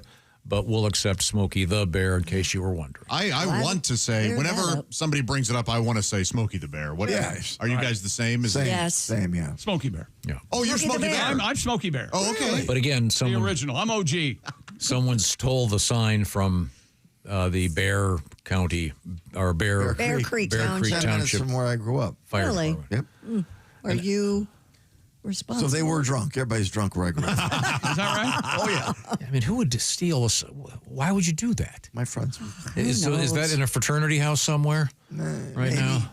Okay. All right. Okay. Well, we go back to the sports page right now with Chick McGee. Have we missed anything? We got Little League World Series championship yesterday. Lin Chin Si retired the first 13 batters he faced, allowed just 1 hit and 5, and Taiwan beat Nevada 7-0 in the Little League World Series championship yesterday in South Williamsport, PA, ending a 29-year title drought for the Taiwanese. Taiwan won its first Little League World Series since 1996, although its 18 titles are the most of any country beside the United States, including 5 straight from 77 to 81. They're the only team that could look at the tag on their jerseys and go, hey. Dad made this. Or my brother made this. Lynn, who is playing Little League, his 5'8", right-hander, and throws about 90 miles an hour. So, all right. Do they have issues still with determining the ages? I can't imagine that they don't. I would assume they've got to have some other more sophisticated way to find out what your true age is by this point in time. But there was at least it truly is a World Series. A couple teams. Unlike Sure. Yeah. International. Are you saying that our World Series in Major League Baseball shouldn't be called the World Series? Unless we invite Japan and Taiwan. We should open it up, maybe. Open it up. Yeah. Well, no, we have We are the world. What do they we have a Japan Series. We send our guys. But I mean, the Classic or whatever. Yeah. But what we call the World Series is strictly The United States. American And Major Canada. League Remember when Baseball. Bugs Bunny used to call it the World Series. Remember that? Oh yeah. Don't do that. Carson Wentz, a couple of NFL news as NFL preseason wraps up this past weekend. And now tomorrow at 4 o'clock is the deadline to make all their cuts. And players go hither and yon. Ooh, nice. Carson Wentz back in the NFL. Sam Howell on the move again. Vikings have signed Wentz to backup quarterback J.J. McCarthy and traded Sam Howell to the Eagles. They're sending a 7th round and a 5th round. That's not really interesting. Sorry I even brought it up. Other than Carson Wentz is back in the NFL. Your apologies accepted. He's in the Minnesota Vikings. That's a pretty good gig for these older quarterbacks. Yeah. Does it say how many millions he gets? It does not say in that, no. Usually quite substantial. Yeah, I would say 10. 10, so yeah. 10 or a little less. Nice. Guess where we are now? That's right. Stupid world record. I liked it. You let that one breathe a little bit. Oh, yeah. The world's oldest person celebrated her 116th birthday last week. What Asian country is she from? Ms. Ethel Caterham. Oh, well, this can't be Asian. Lives in Surrey, in the UK, in With England. the fringe on top? If you call it living. I don't think there's any fringe. You want to go check that? No. She's 116. 116. She was born August 21st, 1909. Ooh. Yeah. She's held the record since April 30th. There's a company called LONGEVI Quest. I don't know what that is, Tom. Can you? I believe they keep track of the folks that are over like 115. What Churchill tasted like. I guzzled his custard. You know what Churchill told me? Hang on one second. 18 plus. Okay. I'm glad you. Yeah. The math checks out. Yeah. So let's see, 1909 plus 18. You know what? You're okay. You know what Churchill told her though? Never give up. Never spit. Never give up. There she is. Oh, she doesn't look bad. Yeah, she doesn't look bad. I'll bet you. I will bet $1,000 those are dentures. Looks like Bobby the Brain Heenan. For 116, she looks pretty damn good. She's a tad mannish. Yes. Well. Yeah. I thought it was Eddie Izzard. She has a nice smile. I love it. Those have to be. She's British and old. Those are dentures. There is no way. And then we get one of these after this, of course. Once asked to reveal her secret to long life. We think that was a portrait of her, or a picture of her just being happy, but she's frozen, and that it's actually quite unsettling when you're in person. She does not move a muscle, but doctors confirm she is alive. Ms. Caterham told the South Bay Journal, "Say yes to every opportunity because you never know what it will lead to. Never give up, and have a positive mental attitude, and have everything in moderation." Well, good for her. Moderation, Tom. That's key. That's key right there, Daddy. Positivity and moderation. I like it. That's right. That is an old lady. Well, I have a little tribute to our old lady. Oh, nice. I thought you might. How old is she? 116? 116. Okay. At one point, she was 1, 2, 3, 4. Well, she was just 116. Imagine what she's seen. Oh, her diaper's full. Oh. At this point, she don't care. Oh, my goodness. She's probably a great-great-great-great-grandmother. Oh, she loves her wheelchair. She's the oldest person by far, even older than Joy Behar. She loves The Fugitive, Dragnet, and Mr. Ed. If she could dance, she'd probably do the Freddy. Woo! Poor thing, crap the bed. All right. Had to say it. It rhymed. Oh, wow. Okay, well, thank you very much, Pat. What's her name again? Ethel, what was it? Ethel Caterham. Ethel Caterham. Way to go, Ethel. Happy birthday. 116 years of British food, and she's still alive. Right. Okay. Now, what's coming up in sports? We've got another world record. All right. And I know coming up we have Today in History. Oh. Also, we have the mystery of the Hooters restaurant floating down the Ohio River. And we have the Joanna Cassidy Smokey the Bear PSA. Oh, nice. Oh, I want to see that. What TV show was she most famous for? Buffalo Bill, and she was on 6 Feet Under. Yeah. She's done a lot. Yeah. That's all coming up from the O'Reilly Auto Parts Studios. This is the Bob and Tom Show.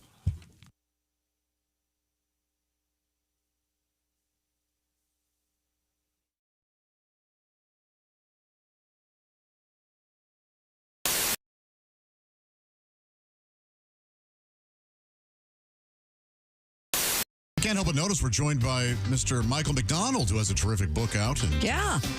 he's on Mr. Michael McDonald. Is it true you have a clip on Pornhub? You can do me, I'm your stepbrother. Oh, Michael, I can't believe you're That's just awful. really doing that. Hello. A great book called If That's What It Takes, and now we'll never talk to him. Now, Michael, you're also, from what I understand, using a teleprompter at your concerts? I keep forgetting the words to all my songs. I keep forgetting the words to taking it to the street. You caught me off guard.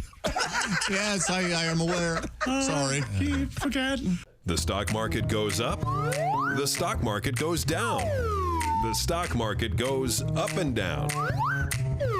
Now ask yourself, do you still want to be dealing with all this noise during your retirement? Didn't think so. With an annuity from Silac, you'll get guaranteed payments all throughout your retirement. Mute the flute of market mayhem with an annuity from Silac. Your relaxed and well-earned retirement? It starts here. SILACINS.com. That's SILACINS.com. You live in New York now. I live in New York now. You like the city? Are you in Manhattan, Brooklyn? Where are you? I was in Harlem for a very long time, and I've been on the Lower East Side for like 4 years now. So I'm a New Yorker. Yeah. Yeah. And people talk crap about New York around the country. Sometimes we're kind of like I was in Chattanooga, Tennessee, and I was in this taxi, and he asked me where I was from. I said New York. And I mean, he gasped so loud it almost startled the horse. And he was like, I hear New York is filled with crime. And I was like, you know what I've heard about Chattanooga? Nothing. When my agent said I had a gig in Chattanooga, I Googled what country is Chattanooga in. And then I fired my agent.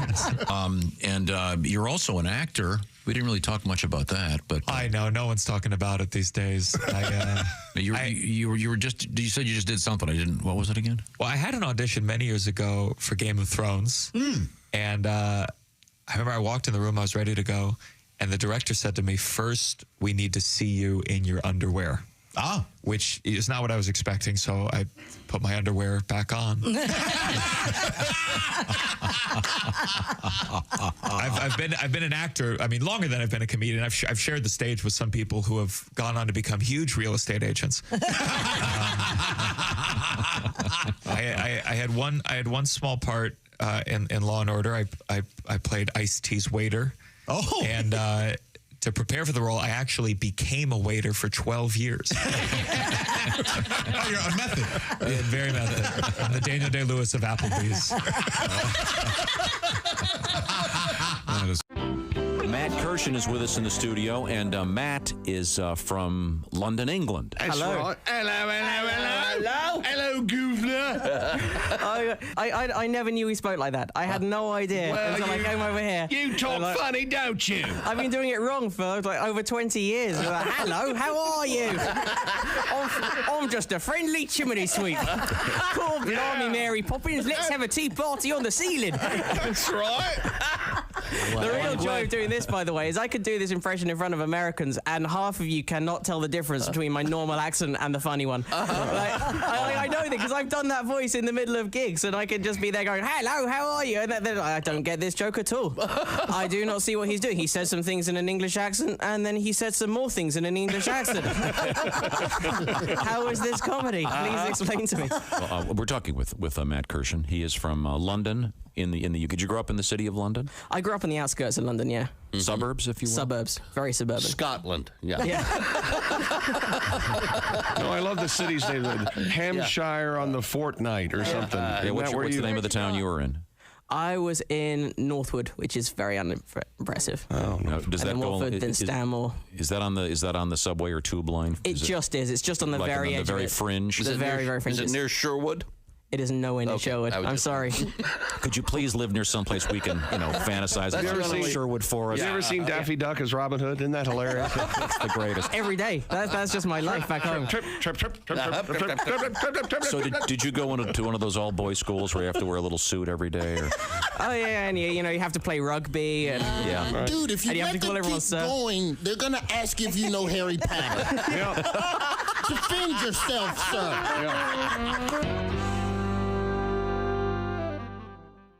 Is that travel hockey? It is light travel, so not like... I've heard that hockey is the most expensive sport. Youth hockey's crazy. Your children can get It's kind of unfortunately expensive. Yeah. Yeah, it's kind of ridiculous. Yeah. And it's like, now as a parent, you're on the team too. You got to you got to manage the schedule. You join a group text. Every team comes with a group text. Yeah. Right? Oh, that's fun. And this thing is blowing up more than my family group text. Sure. Like 4th of July, it was lighting up. Like, hey, who's that? Grandma and Grandpa? Like, no, it's the hockey team. Yeah. Just thinking about you guys too. We're thankful we're on the team. Yeah. And there's always someone in there oversharing, like, Brooks can't make practice tonight. My mother-in-law had a stroke. We're going to be in ICU till we see things through. Go Knights.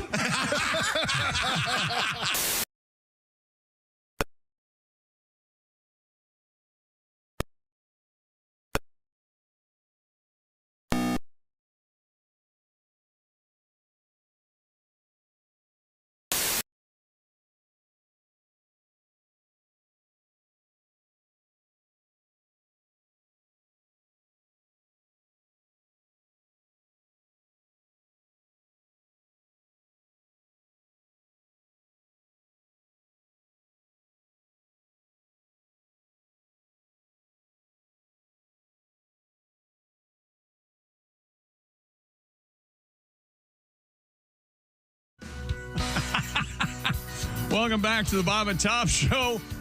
There's Christy Lee at the Silac Insurance News Desk. Hey. Pat Godwin. Hey. Jess Hooker. Hi. Josh Arnold. Chick. Ace Cosby. Howdy. We're in the O'Reilly Auto Parts Studios. I'm Chick. Hello, Tom. If you're just joining us, those that have been listening are armed with some important facts. Miss Hooker, I'm not sure if you're aware of this. So we got to the bottom of, is it Smokey Bear or Smokey the Bear? Oh, what'd you decide? It's not a matter of our deciding. Okay. It is officially Smokey Bear. Okay, it really is a matter of you deciding. Not really. When it comes to yes, you would tell us if it was wrong. But Smokey the Bear was the song. Okay. Do you remember that song? I don't. Gene Autry. Sorry. So it's officially Smokey Bear, culturally acceptable to say Smokey the Bear. Okay. It was a song from Gene Autry and from before I was even born. But it's not a bad song. Oh, my God. Recognize this voice? Yeah, Jess, you recognize Gene Autry's voice, don't you? It's nice. Fire. I don't remember this voice. And as Josh pointed out, in unbelievably clear recording. Yeah, it really is. something. Yeah. Really well someone done. cared for it. And in 1973, I would have been 16, and I saw this PSA for Smokey the Bear. I know a place that's peaceful and quiet. A place where animals play. This is what she looked like. It's called the forest. But every year we start forest fires. A careless match, a cigarette, and poof, fire. So the next time you're in the forest, be extra careful, okay? If you knew it was me, would you have listened? See, they do Smokey Bear selling sex. They do the thing where she's this gorgeous woman, and turns out it's Smokey the Bear in disguise. They did one in the 80s, and I can't remember who it was, but it was similar. Yeah, I don't know who. Actually, Joanna they didn't. Cassidy is. This is where 1973 shows. That's the best. Oh, he was almost a puppet. Yeah, he was almost a puppet. Do you know why Smokey the Bear? You know why Smokey the Bear never became a father? Why? Every time Mrs. Smokey got hot, he'd hit her with a shovel. You knew that, right? I'd always heard that.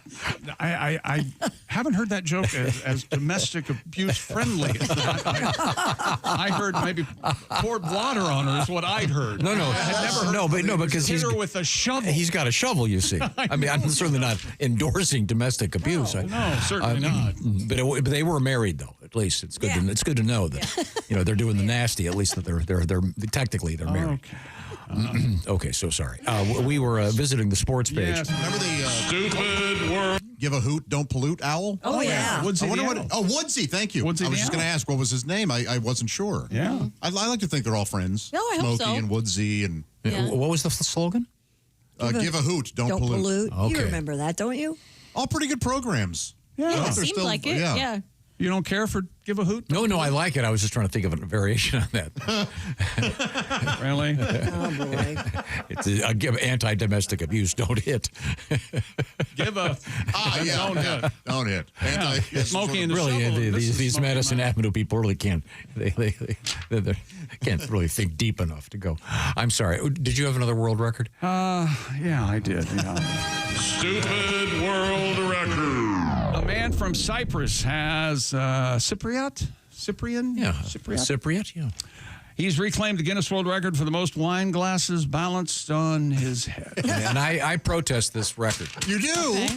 Okay. Do we have any video on this? 64-year-old. Oh, that's not fair. It's on a piece of cardboard or something, or wood. I don't know. It's still pretty tricky. I know. How much that got to weigh? Does it say how much it weighs? Yeah. Oh, yeah, okay. 64-year-old Aristotelis, syphilis, I don't know. No, his first name, it's not Aristotle, it's Aristotelis. You're right. Aristotelis Valaorita, yes.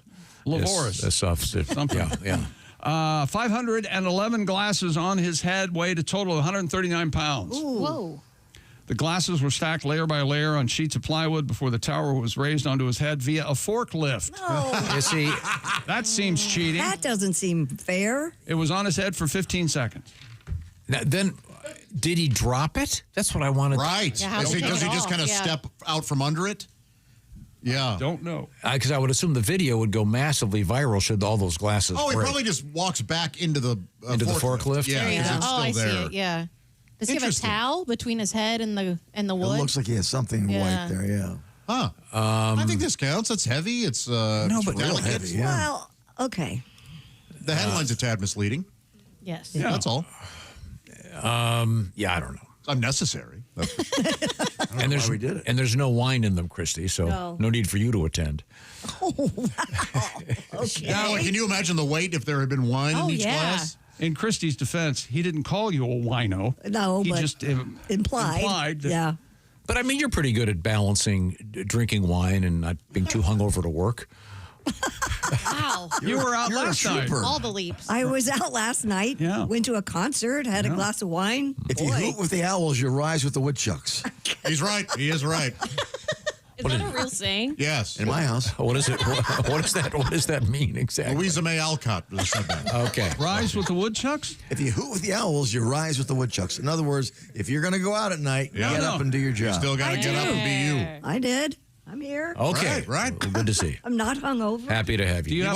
Do you have a box of wine in your refrigerator right now? No. She God, doesn't no. drink box wine. Well, that's not exactly true. You like the Frozia? You go with the Hang on a Frozia? second. Yeah. Oh, the Kirkland brand. Kirkland. Oh, yeah. Oh, they make a Good nice one. box Okay. wine. What is it, like $2 chuck or something? $4 chuck? No, that's $6 Trader That's Joe. at Trader Yeah, yeah, Joe's. I don't. When my kids see box wine, they call it grandma juice.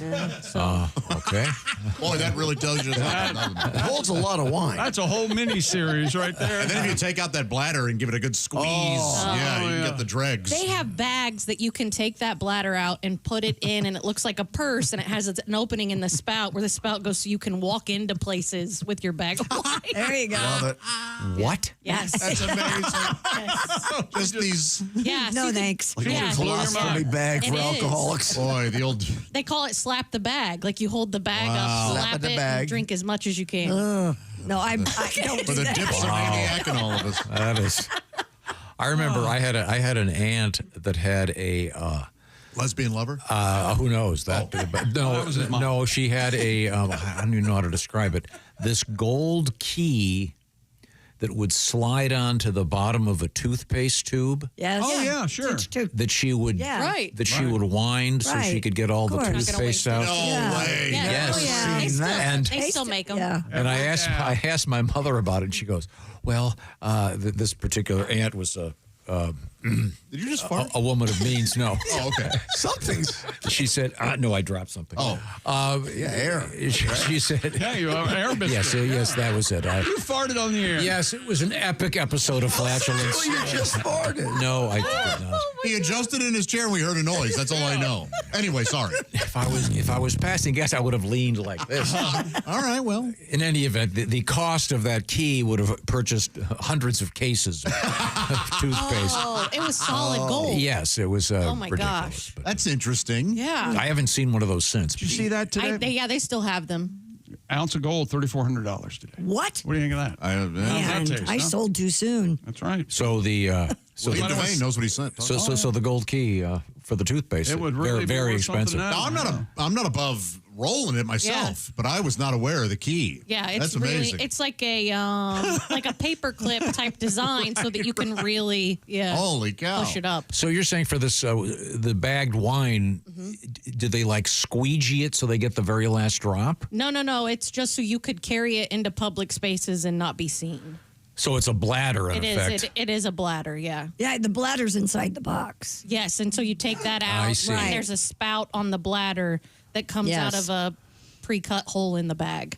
So If it only- looks like a purse. If only Orson Welles were still around. Oh, yeah. We would Wine before it's time. We will sell no cheap wine before First wine before it's time. Purse wine. Time now to Yes, I check out Today in History. I think it's time to educate the public and you guys as well.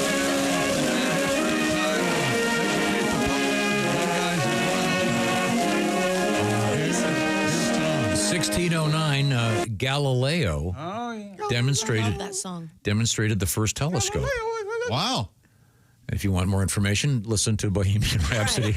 It's all explained there. Well, wait a minute. How did How was that an effective demonstration, the telescope? Yeah, I can see really far away now. And you All have right, to, thank you, guys. Thanks a lot. Thanks a lot. Hey, can we get a nope? No. Thank you. I'm I guessing. can see really far away. You have to take my word on it. I'm guessing one of the Cardinals probably he was shooting at the stars and he aimed it lower to go. Oh look, look at there, Father Fromson appears to be. Oh dear, what? Now, if you'll excuse me, I'm going to go into my Birdman machine and fly away. Oh, can we want? No. Human eyes only hurt the propulsion of the. Speaking of flying, 1932, Amelia Earhart completed her first transcontinental flight. Oh. Arrived in New York and had lost her own luggage, sadly. Isn't that a... On 1952, Puerto Rico becomes the first U.S. Commonwealth.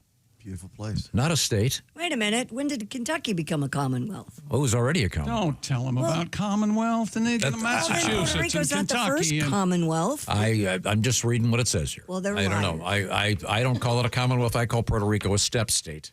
A step state. Yeah, it's okay. not like Not a bonus state. it's not like a state. Is it essentially just we didn't want to make new flags? But no, 50 was so nice. That's a fair It was. But wait a minute, it was only 48 stars in 52, right? Okay.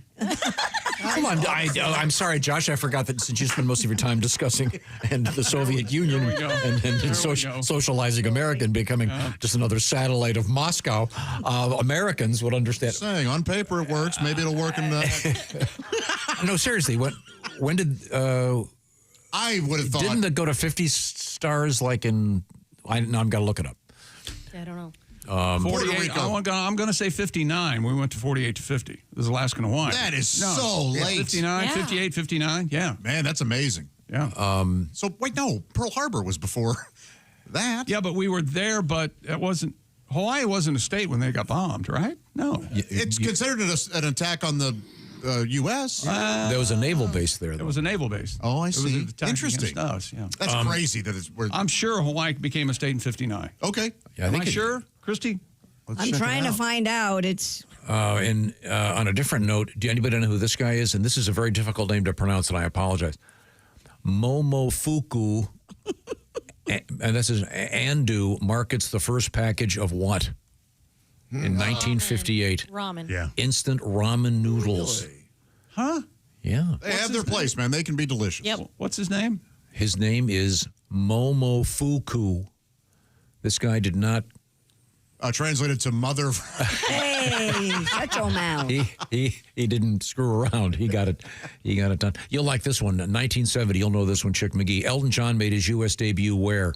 Troubadour in Los Angeles. Very good. 59. You were correct. Check. So this went from 48 to 50 states officially in 59. Yes. Okay, very good, very good. Very good. That just seems so late. Really does. 75. Alaska, January 1959. Hawaii, August of 59. So you're right. Puerto Rico. Yep. It had nothing to do with the flags. 1975. Springsteen releases "Born to Run," and I understand they're about to they're going to do a outtake version of that album. It's going to be released. If Have you're you seen the a huge Bruce online fan. viral? By the time it gets to me, it's been around a long time, but.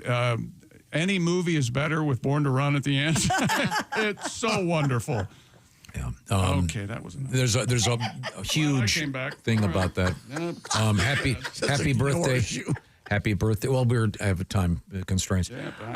When we come back, we'll squeeze in some birthdays. How about that? Okay, good. And the importance of history. Also coming up, that Hooters restaurant floating down the Ohio River, and sex moves that could be deadly, or certainly dangerous, or could crack your wiener. This is Tell me more about my crack. We're in the Rally Auto Parts Studios. This is the Bob and Tom Show.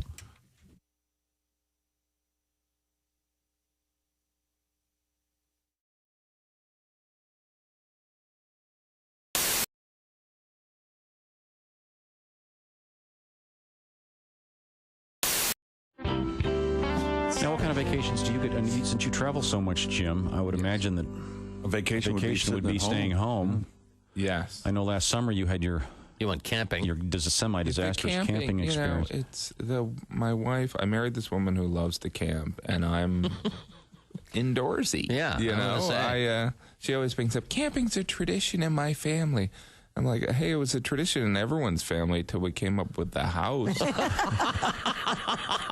Yeah. My parents never took me camping. You know why? Because they loved me. You know? If it's so great outside, why are all the bugs trying to get in my house? How true. Boy, I'm with you on that. Happy camper. Has anyone ever really been a happy camper? Because whenever we use that term, we're being sarcastic. Yeah. He is not a happy camper. Well, why don't we just call him a camper? He's miserable. You know who's a happy camper? The guy leaving the campsite. He's the happiest camper. He gets to take a shower. Yeah. It's a camping thing. Camping. Are you a shower man versus a bathtub man? I'm a neither. I'd rather do nothing. Yeah, just lay in bed. The shower, yeah, definitely. The bath thing, that seems like a lot of work. It does. That just seems, I don't know. You have to wait. Yeah, it's just you gotta figure out. You gotta stand up. Mm-hmm. It's like once I'm standing, I don't want to have to, sit down and then stand again. I'm that lazy.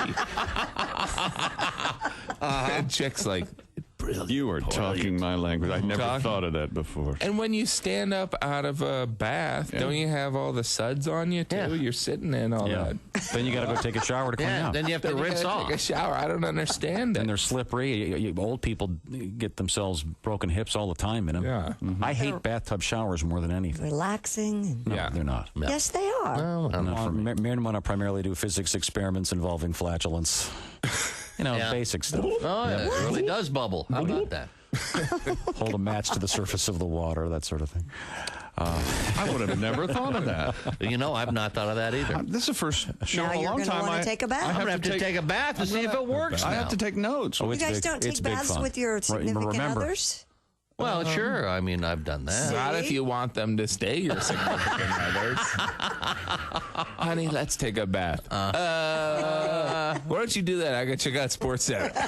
You know what Christy wants? She wants a bubble bath and some sodomy. That's exactly No. See, we have to explain. You have to be very careful what you say, and it's taken out of context. Family-friendly show. That doesn't work. See, people don't realize that Christy didn't actually say that. Chick and some sodomy. Well, who is that then? No, but I mean, she said it in a different context. We were talking about something totally different. You have it on tape. Isolated. You just keep playing it, right? Yes. I don't know what you're talking. Do you see me moving? Christy, what do you want for Christmas?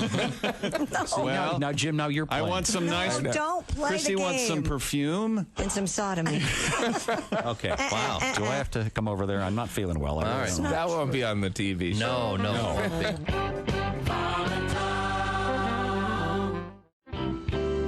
Can I ask you something else about living alone? Sure. Unless, what do you want to move in? What's going on? No, I'm just curious. Tom's looking forward to that day. This interests me. Yeah, I have a lot of people hanging out at my house, but I enjoy that. Do you?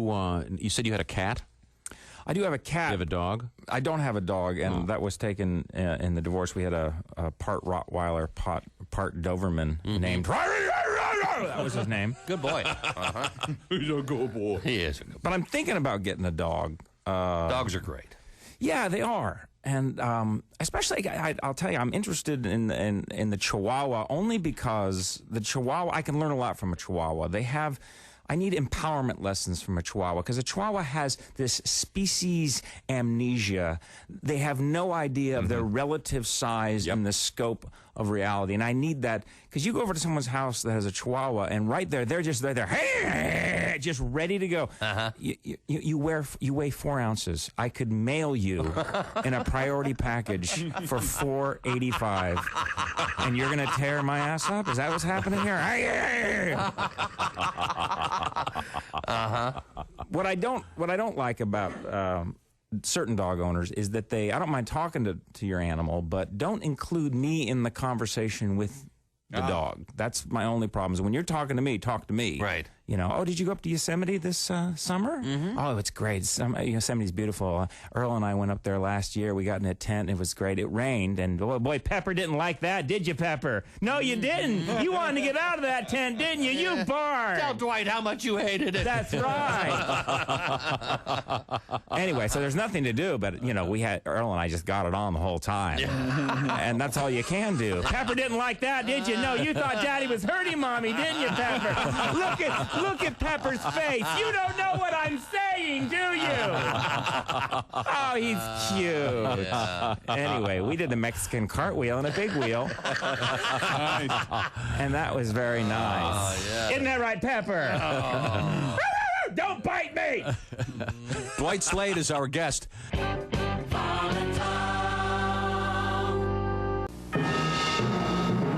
This is Bob Cavoyan for Channel 13 in a special Olympic moment. We are going to recreate the very first time the torch was ever run in history. Cut! The monkey's got no gloves on. Where are the monkey gloves? I'm sorry. I didn't realize I didn't have the gloves on. Sorry. Now we're going to recreate the very first time the torch was run in history. Cue the monkey. I'm not a monkey. I'm a gorilla. There's a difference. Cut. I didn't say I didn't know what you wanted. I know what you want. I can't do it. Why can't you do it? I can't go in the woods. Why? I have sensitive skin. I can't. I just can't do it. Sensitive skin. You're Sensitive wearing a gorilla suit. I was that. just in the woods. Anybody can go Have in you the ever woods. been bitten by a mosquito? Possibly a carpenter ant? You don't want the gig? If you don't want to do this, I didn't say I didn't want the gig. Tony I just don't wanna Saragusa go- from the Colts. Tony Saragusa said, Saragusa? I can do this. Saragusa He cannot- wanted the role of the gorilla. He cannot touch my gorilla. Yeah, well, he didn't even need the suit, okay? Squeezer? The Squeezer. He's our winner of $95. Welcome back to the Bob and Tom Show, where blatant hostility flourishes. Shut up about it. There's Christy Lee at the Silac Insurance News Desk. Hi, Chick. News Center. There's Pat Godwin. Hello. Jess Hooker. Hello. Josh Arnold. I'm not one for heckling open micers at all. Yeah. But there was an open micer once at a show, and he, one of his premise, he goes, "Have you guys ever heard of the Illuminati?" And my buddy Joe Murray next to me yells out, "Shut up about it!" Ace Cosby over there on the ones and the twos. Hey, Chick. We're in the O'Reilly Auto Parts Studios. I am Chick. Hello, Tom. And we've pretty much covered a little bit of history for you today. We found out that Puerto Rico was admitted as a commonwealth, or as I call it, a step state. Not really a state. But we couldn't remember what year the flag went from 48 to 50 stars, and we determined it was 59. what, 59? So if you live in Puerto Rico, do you pay taxes there? I don't know what the deal is with Puerto Rico. There's actually I just know it means rat's mouth. There's a thing going on right now with certain people in Puerto Rico they pay like substantially reduced taxes. It's some tech thing. I forget what. I'd like to go. It's, Puerto Rico? it's gorgeous. Yeah. It is? They don't like us, Yeah. but it's gorgeous. Yeah. Oh, they don't like us? No. Say you're from Canada. Yep. No, I would never Wear a do- Canadian T-shirt. I was told to do that in Korea. I was like, why would I ever do that? They think you're from Cuba anyway. You've got the Che thing on. Boy, oh boy, he's on you. Well, I've been Blatant fascist. I've been spouting my All right. socialist views. I'm sure you've all noticed that the Nirvana T-shirts now are officially everywhere, and I think that half the people wearing them don't know that Nirvana is a band. True.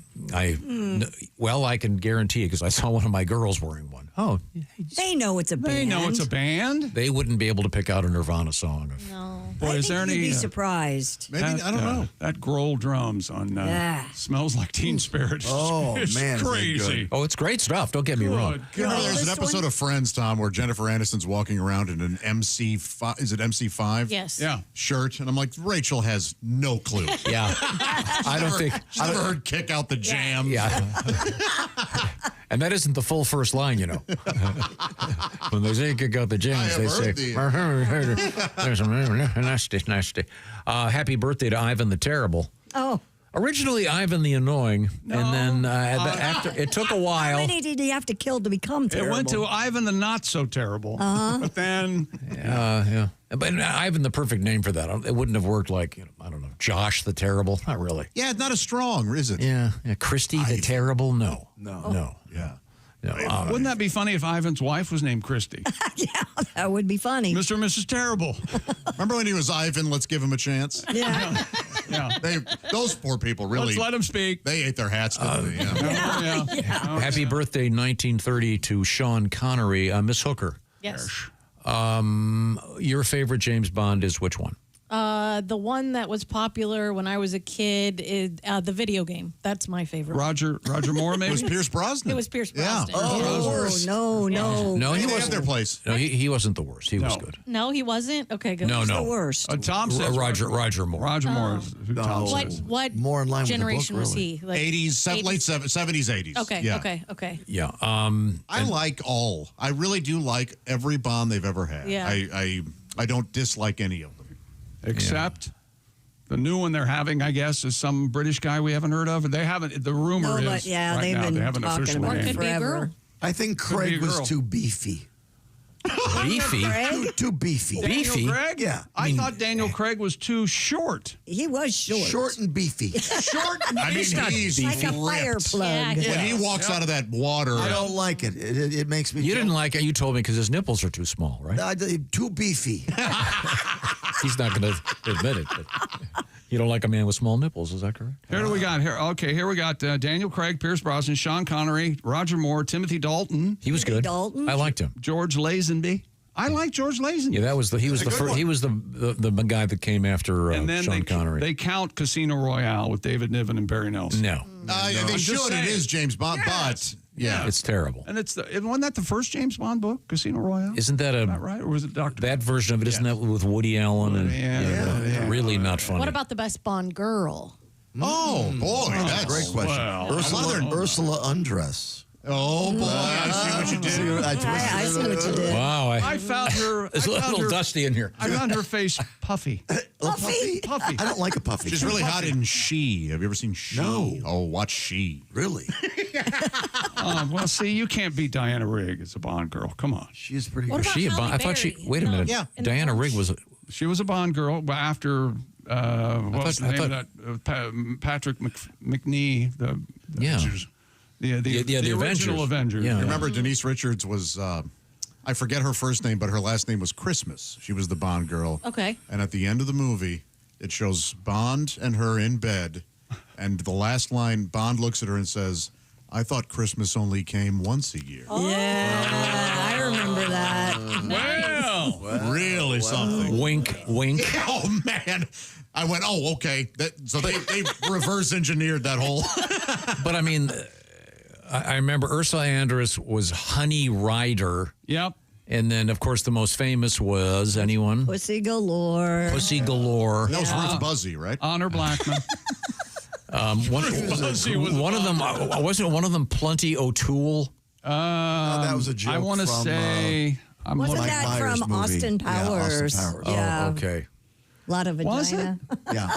Okay, wait a No, minute. I think Plenty Plenty O'Toole may have been was in a Bond. Bond. I thought it was yeah. a bad guy. Yeah. I think Maude Adams was Oh. Plenty O'Toole. Here we go. Jill St. John was Tiffany Case. Barbara Carrero was Fatima Blush. What? Fatima, yeah. I don't even what. They said I don't get that. What is she? A fatty? Well, no. Fatima's a name. Fatima. It's Yes. Our Lady of Fatima. You've never. Religious. Oh, here we go. Now, this is interesting. Here's a weird tie-in. Uh-huh. In the movie From Russia with Love, the woman was Tatiana Romanova. Oh, actually Roman, huh? Or Russian, rather. We had a guest named Tatiana on our show Friday. Yeah. Oh, Tatiana Frank. She was great. Yes, she was. Yeah, we've got some video of her posted. Is she now, or has she ever been a member of the Communist Party? Well, you know what? We forgot to ask. You should have asked. Yeah. Oh, yeah, she was real funny. And She may have been sliding in some sly propaganda. let's see. The hottest Bond girl, I think, was Jugsy Cheeks, played by Esther Howard. Esther Howard. That's what. Now, do you remember who? No, You guys remember Esther? Yes, of course we all remember. no, the not so subtle ones, of course. The most famous, ridiculous one is Pussy Galore. But I'd forgotten about this. Do you remember who Maude Adams played? Octopussy? Octopussy. Oh, okay. Okay. I mean, come on. And I was a kid, that movie came out. How are they doing this? Yeah. Why? But why? I mean, it's not even clever. No. And who wants 8 of them? And then, of course, there was Lydia Majora, played by the always lovely Anne Ramsey. I went on a date. Owen! Anne Ramsey. I went on a date and had to tell the father what movie I was taking his daughter to, and it was Octopussy. That did not go over well. Why didn't you just say a James Bond movie? I wasn't thinking. You can't talk to people. Yeah, you could have. Yeah, you're right, though. It's like the John Mayer story. You just can't talk to people. Oh, we're going to go to see the new James Bond. Yeah. Octopussy. Let the dad say it. Yeah. And if he blurts out Octopussy, you laugh with him and did not go well. Remember, there was a date who was going to take Meadow Soprano to see Aida on Broadway. And Edie Falco says, yeah, this boy's coming over and taking Meadow to see Aida. And Tony Soprano goes, Aida? No, it's... Yeah. You know, the Grand March from Aida? Right. You know, that song that comes out, you like a big march, you know, they walk down to the parade. Okay. Remember when that guy, one of the other gangsters, picks on Meadow at dinner and tells Tony about it accidentally? Oh. And Tony looks at her and goes, what else did he say? It's like, that did not go well. No. Curb stomp coming. Curb stomp. In the movie Moonraker. That's a silly one, but I like it. I had a dog named Moonraker once, named after the movie. Oh, well, don't take this the wrong way. Stupid. I didn't name him. The so-called Bond girl in that one was named Holly Goodhead. Again, the subtlety of, you know. That's true. Who was the Bond on that one? That's Roger Moore. Moonraker. Yeah, it was played by... How many Bond movies are there? Too many. 20-something. Is it really? Yikes. Well, there are 15 Bond girls. And they've kind of lost their sense of humor. There was kind of a tongue-in-cheek right thing going on there at the beginning. They got a big laugh in the last one with the guy on the motorcycle. Oh, the villain? He was the eye or something, and he took his sunglasses off. I've never laughed so hard. Just one. You watch that. Don't try not to laugh. And he looks toward the camera with his eye. See? Have you seen it, Josh? No. I haven't seen it either. It's hilarious. It's really stupid. And by the way, Diana Rigg was the woman in the George Lazenby. Yeah. James There are Bond. a lot of hot women in that one. He goes to like this chalet or something, and it's just hot chicks. It's crazy. Hot chick chalet? Well, that's where Bond's supposed to go. When you go to Vail, is the chalet full of hot chicks? The chalet? It's a chalet, right? Is that why you like... Yes, it's so much yes. drugs? And you're the desk clerk. Your name is Pluntio Snatchola. Okay, Snatchola. Okay, yes. He didn't know when to clip. You couldn't stop the He place. just wanted to say snatch, but he thought, no, I can't stop there. I got to add a ola to it. Oh, that'll save The it. Latin snatch. That name is no worse than any of these stupid What James was your Bond name, names. The first one, Chesty Jug. Jugsy Cheeks. Esther, who was in there? Esther Howard. Oh, Howard, right. Yes. Boy, look her up and see if Did she play Ma Kettle in Ma and Pa Kettle movies? She was the Jack Elam of those of the female. Esther, what's her last name? Howard. Esther Howard. Oh, she's real? I thought you made it up. Leslie Howard, sexier than Esther Howard. Yeah, she's not pretty. Maybe at one time she was, though. No, you be the judge. Ooh, she's an Uggie. But again, great character actress. Too beefy. Too beefy. Oh God. She died in '65. It's okay. Paris Carver. Paris Carver? Yeah, does that? I don't even get the joke if there is one. Well, yeah, sometimes maybe there weren't jokes. I don't know, but Paris Carver. Hi, my name's Anal Entrance. Oh, come on. They never got that. Is that? Well, they would just have Bond look right at the camera. I think we're done here. That is. I mean, pussy galore. There's absolutely no subtlety. No. Okay. Brown finger. Well, if you're not listening to this morning's show on Raycons, you're listening to a lot of just mumblings in the background, okay? Raycons Everyday Earbuds, the fan favorite, the Everyday Earbuds Classic is back, and now with active noise cancellation. That's right, the old ANC. It's the return of everyone's favorite, the latest version of Raycons Everyday Earbuds Classic. And active noise cancellation, 8 hours of playtime, 32 hours of battery. Raycons will never leave your ears. And their audio quality rivals all the big audio brands you know and love at half the price. And Icon has returned. Get yours today with free shipping on every pair of Raycon earbuds. Plus, we've got a deal for you. Go to buyraycon.com Raycon.com/Tom to get 20% off the fan favorite, the Everyday Earbuds Classic. That's Raycon, 20% off their Everyday Earbuds Classic at buyraycon.com/Tom. Thank you very much. And here we go. That's the James Bond cord. Yeah. Well, that's pretty cool to have your own cord. Yeah, we went on all morning about that one day.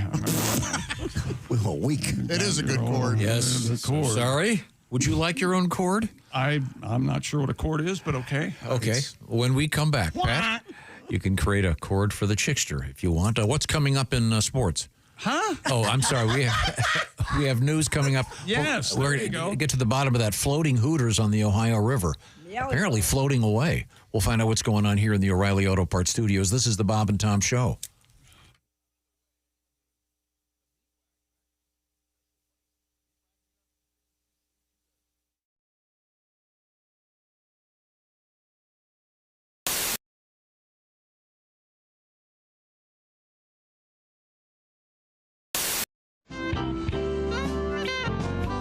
What we gonna do? I think we're gonna do a little song. All right. About your britches, baby. About your britches. About your britches. One, two, three.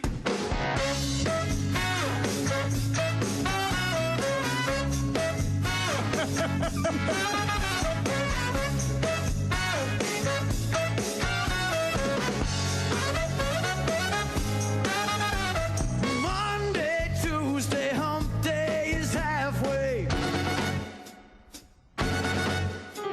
Stick it in the pig, pop it in the bank. Saturday's coming quick and anything. 48 to rendezvous. I'm gonna blow a wad on you. Oh, I'm coming in my pants, my shirt, and my best suit, baby.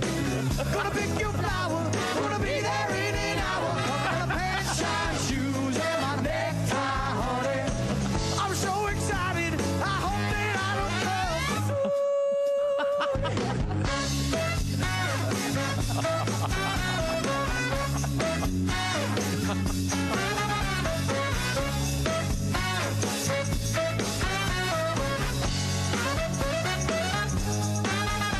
I can't move on, attention is long gone.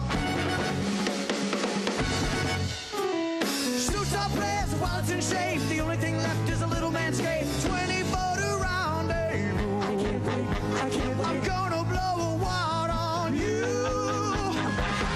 Oh, I'm coming in my pants, my shirt, and my best suit, baby. Gonna pick your flower, gonna be there in an hour. Coming in my pants, shine shoes, and my necktie, honey. I'm so excited, I hope that I don't love you.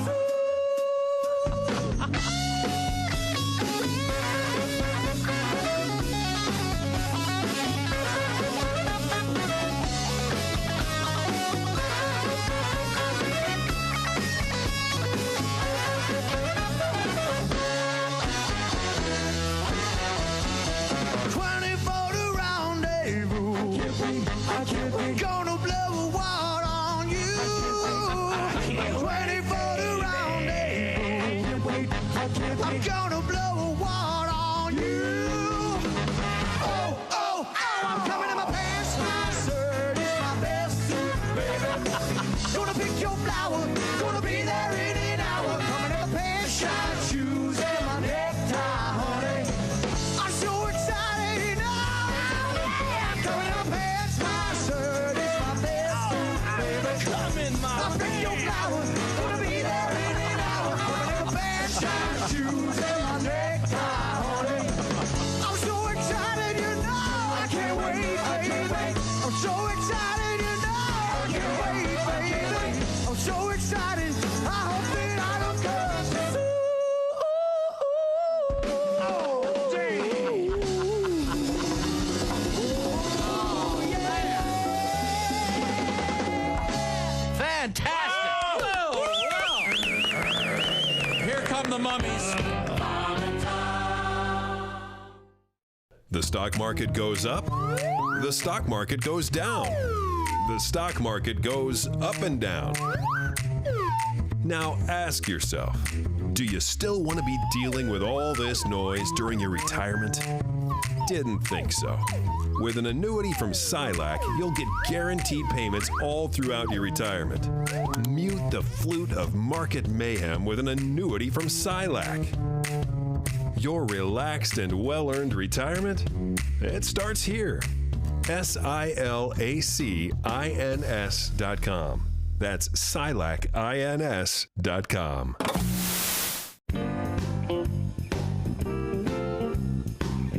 People, here's what people don't understand go about on. the Bob and Tom Show. I get to be the official greeter of our guests. Great. And I believe we do have a guest waiting in the green room. Sure. And I would like to greet officially our guest, Well, it's Jim Gaffigan. Hi, how are Jim you, Christy Gaffigan. Lee? How are you? I'm good. It's so nice It is to great to see be you. here. Not set up or anything. You know Wow, are you that- on you got your own reality show? I do. It's called Nobody Really Cares What Christy Lee Does Behind the Scenes, but we're going to show it to him anyway. Oh, bless your heart. Thank you, Jim. It's so good to see you. Okay, let's move. Let's show people what you eat back here, Christy. Oh, well, my favorite thing is right over here. This is called chocolate-covered raisins, or I call Nirvana. Sure. Have a. You know what's great is the way that's set up is like there's tons of hands going in there. Yes. And so hands are usually covered with feces. So. He's absolutely right. So now you're going to ruin my favorite Enjoy. snack in the green room? The treat. There used to be soup here in the morning. What happened to the soup? There used to be different things. He retired. Or does it come at like 9 or He something? retired. So now we have to eat things that look like feces. So that's it. Or is it kind of...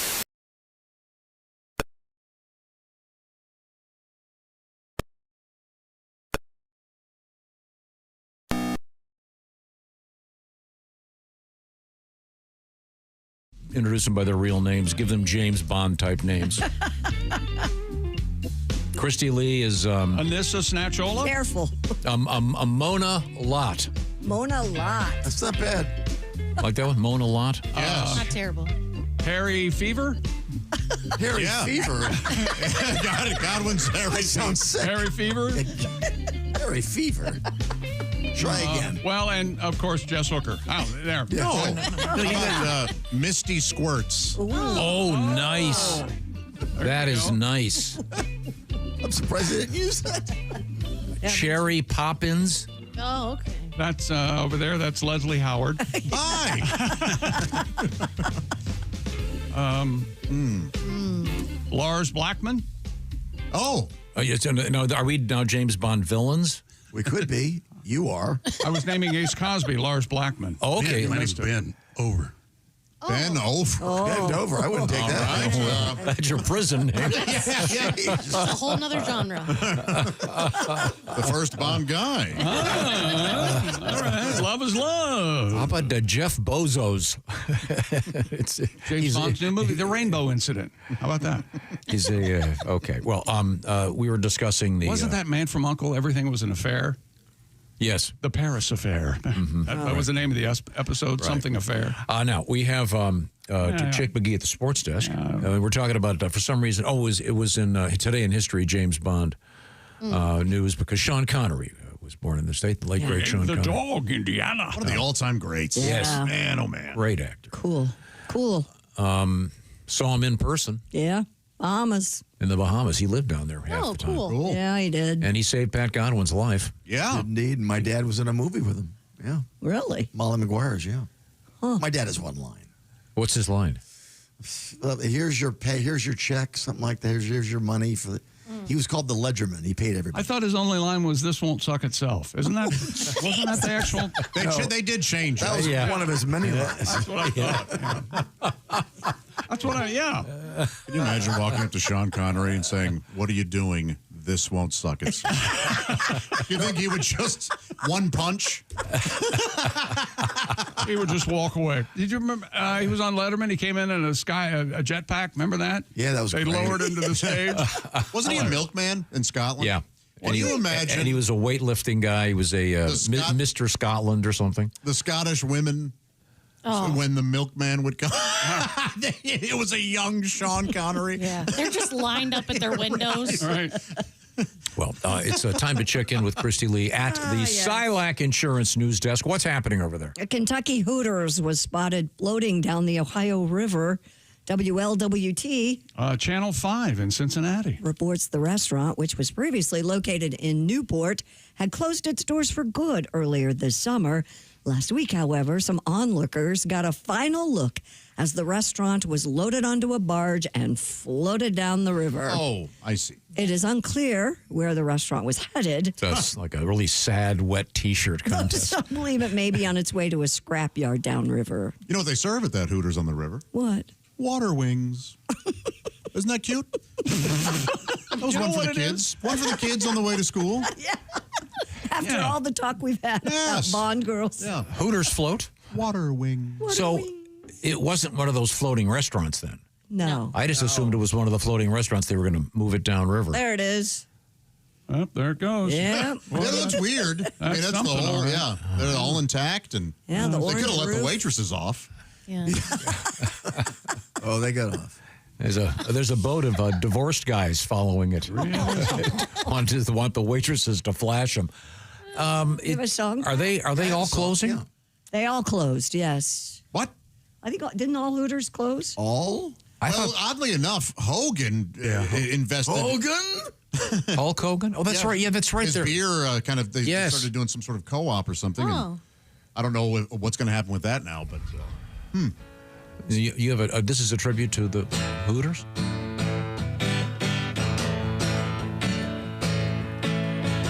Kentucky Hooters was fine, but they took it away.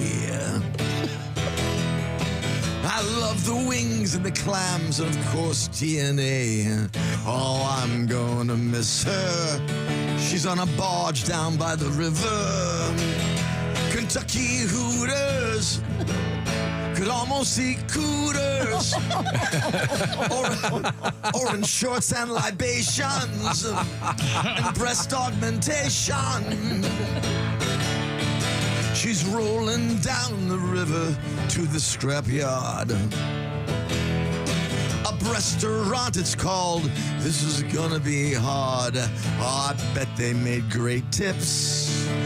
Sometimes you'd catch a nip at Kentucky Hooters. Gone are the nachos and the fish tacos. Goodbye, cunt. what is your Kentucky. You got to get the.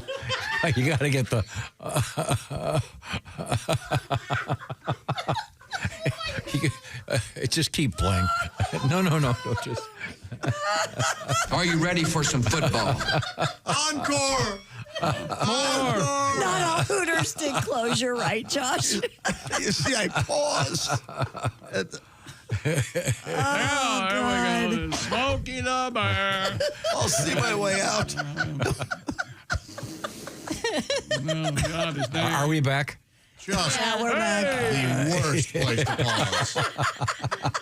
That's Gene Autry and the Smokey the Bear song. God, that wasn't.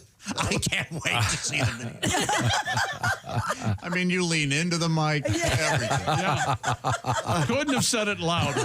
Just there's certain words you got to go through the whole word. Couldn't have said it Kentucky. louder. Oh, geez, I just got a text from Kessler. I just got a text from Kessler. I have to Concise. be drug tested again. I also love that the word before it was goodbye. It's like some angry farewell. I made a mistake and I faltered. I had a joke coming up. And, what was the joke? wow. We're gonna pretend we're going with you. Goodbye, Kentucky Hooters. I see. Yeah. Once again, this is based on the fact that apparently the Hooters restaurant in Kentucky's floating down the river. Yeah. Okay. Why wouldn't they? Not all of them did close. Why wouldn't they just bulldoze it? Why would they save the structure? Unless are they gonna reopen it as a restaurant? You know how somewhere? much a Hooters cost to build? I think it was partially floating already. Like it was on. It kind of seems like one of those. deck. Yeah. It seems like a lake building. Yes, It looks exactly. Remember, McDonald's had one on the Mississippi River in St. Louis. Yeah, it was an actual paddle boat. They're floating restaurants, of course. Yeah. Of course. In any event, we'll find out. So there are Hooters still open. There are still some Hooters open. Yeah, they closed 30 of their a job open. Boy. Yeah.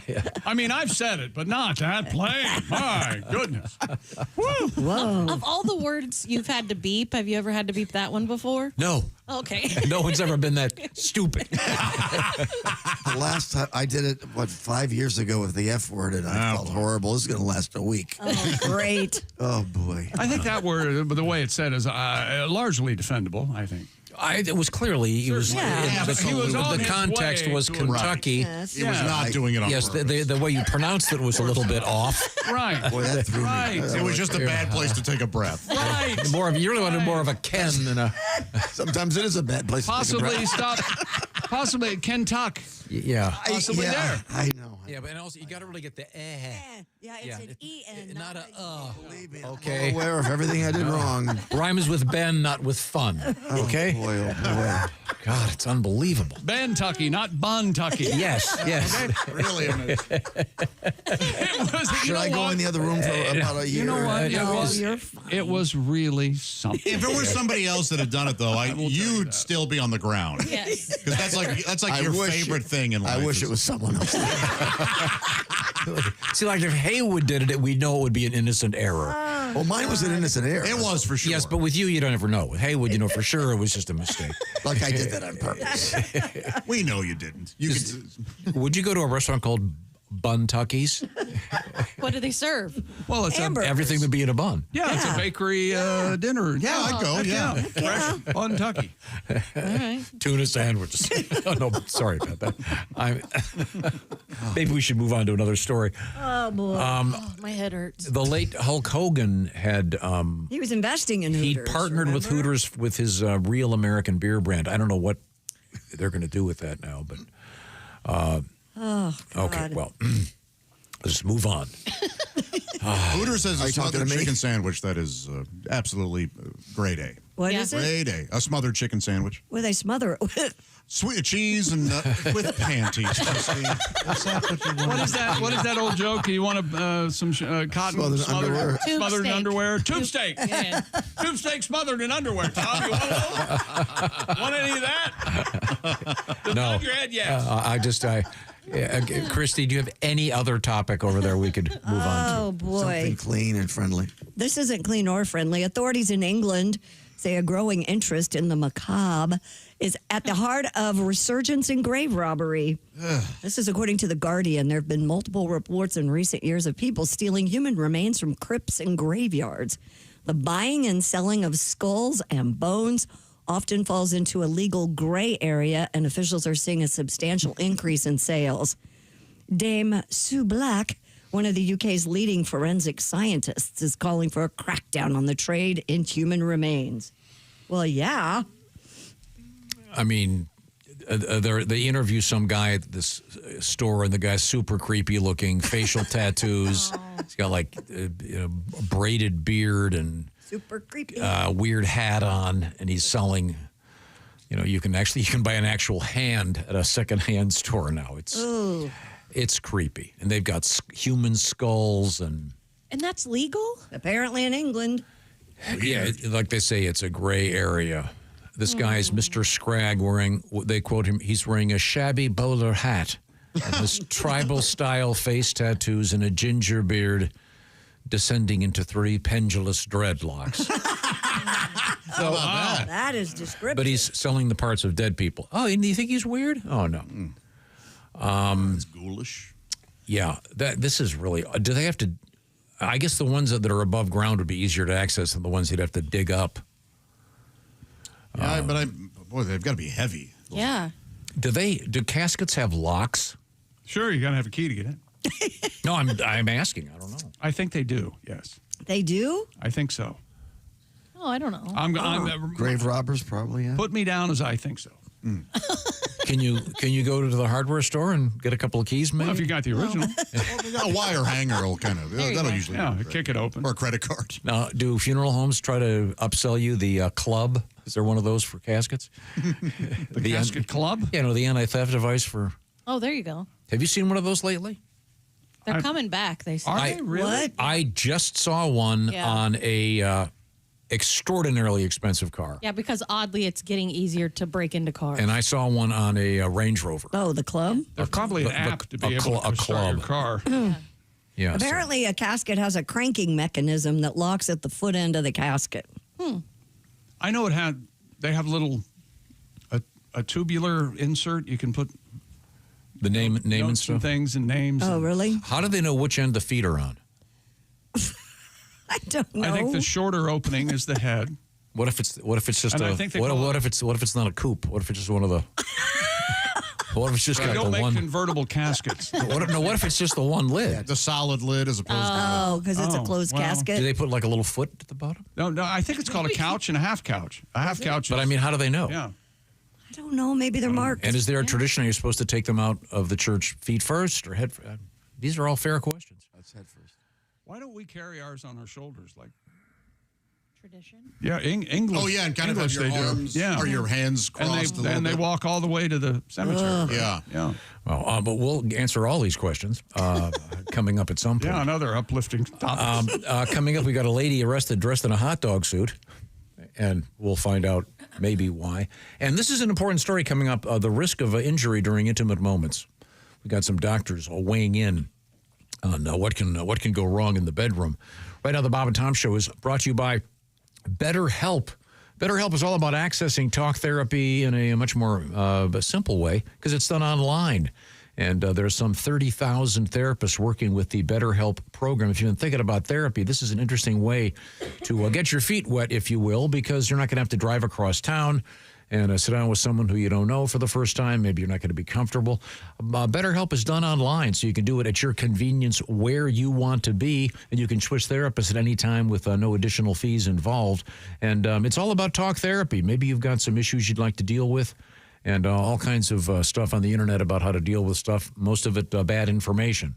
You know, all your troubles would be over if you sat in an ice bath for 3 hours and no. How about talking to someone that's a professional? Some 30,000 therapists, as I suggested, and 5 million people globally are using BetterHelp. And this is interesting, a 4.9 out of 5 rating for their live sessions, and that's almost 2 million client reviews. So see what I'm talking about by visiting BetterHelp.com/BT Show. You can talk it out with BetterHelp, and Bob and Tom Show listeners get 10% off their first month if they go to BetterHelp.com/BT Show. And to be clear, it's BetterHelp, H-E-L-P, BetterHelp.com/BT Show. And the therapy done online again, so it's extraordinarily convenient. Coming up, we have things you shouldn't do in the bedroom. And this is a weird story. Miss Hooker, I'll ask you, do you have a quote-unquote summer persona? God, I hope not. Yeah, if someone came Not the way he said it. if someone came up to me, well, it's August, you're going to meet my summer persona. I would say, excuse me while I go vomit. Yes. We'll find out how annoying that is from the O'Reilly Auto Parts Studios. This is the Bob and Tom Show.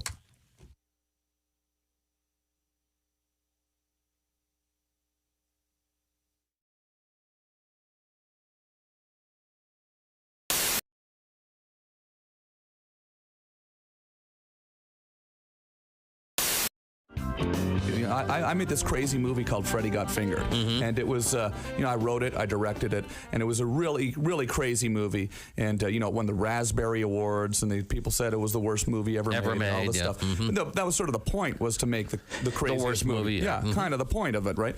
So now what's happened is, and really what's been a really exciting thing about going and doing these shows is, people are coming out to the shows. They're bringing their Freddy Got Fingered DVDs, and it's sort of turned into a bit of a cult, smash. I've gotten a call from the studio recently that said the DVDs have been selling through the roof. They've sold over 1 million units of the DVD. And didn't I hear that you're going to do a director's cut? I want to do a director's cut of the movie because because there are scenes that just when you edit when you do one of these commercial studio movies, especially a movie like that, they focus group it and you had to change things and tighten it all up. Right. So there are some crazy scenes that I'd like to get back into it, but also it's sort of just I think the irony of doing a director's cut for me personally is pretty funny. Whenever there's a movie, there's always a porno movie that someone makes based on the title? Yeah, it was called Freddy Got Fingered. Okay, back to you, Tom Green.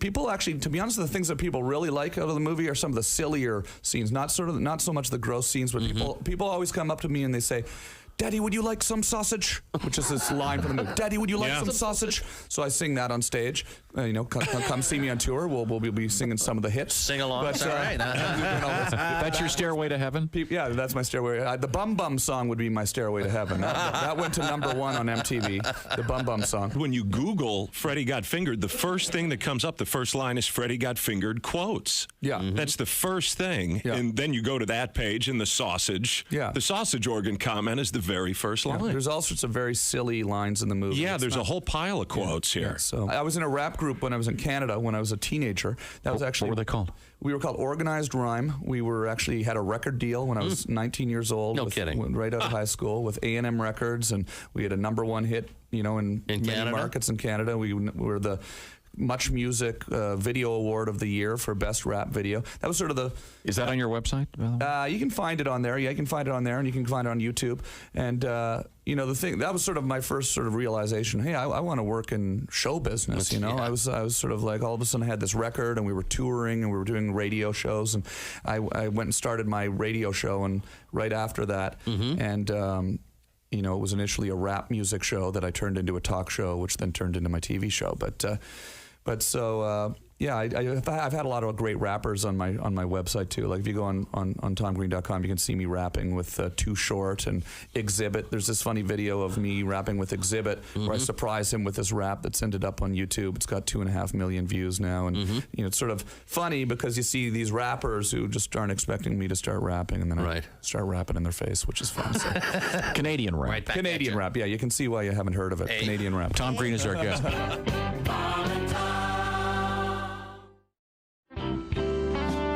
Summer always makes me think of my mom.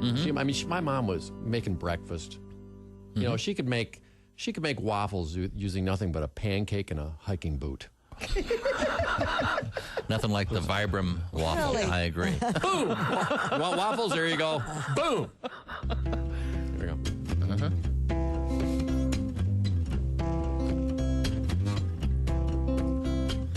How's it start?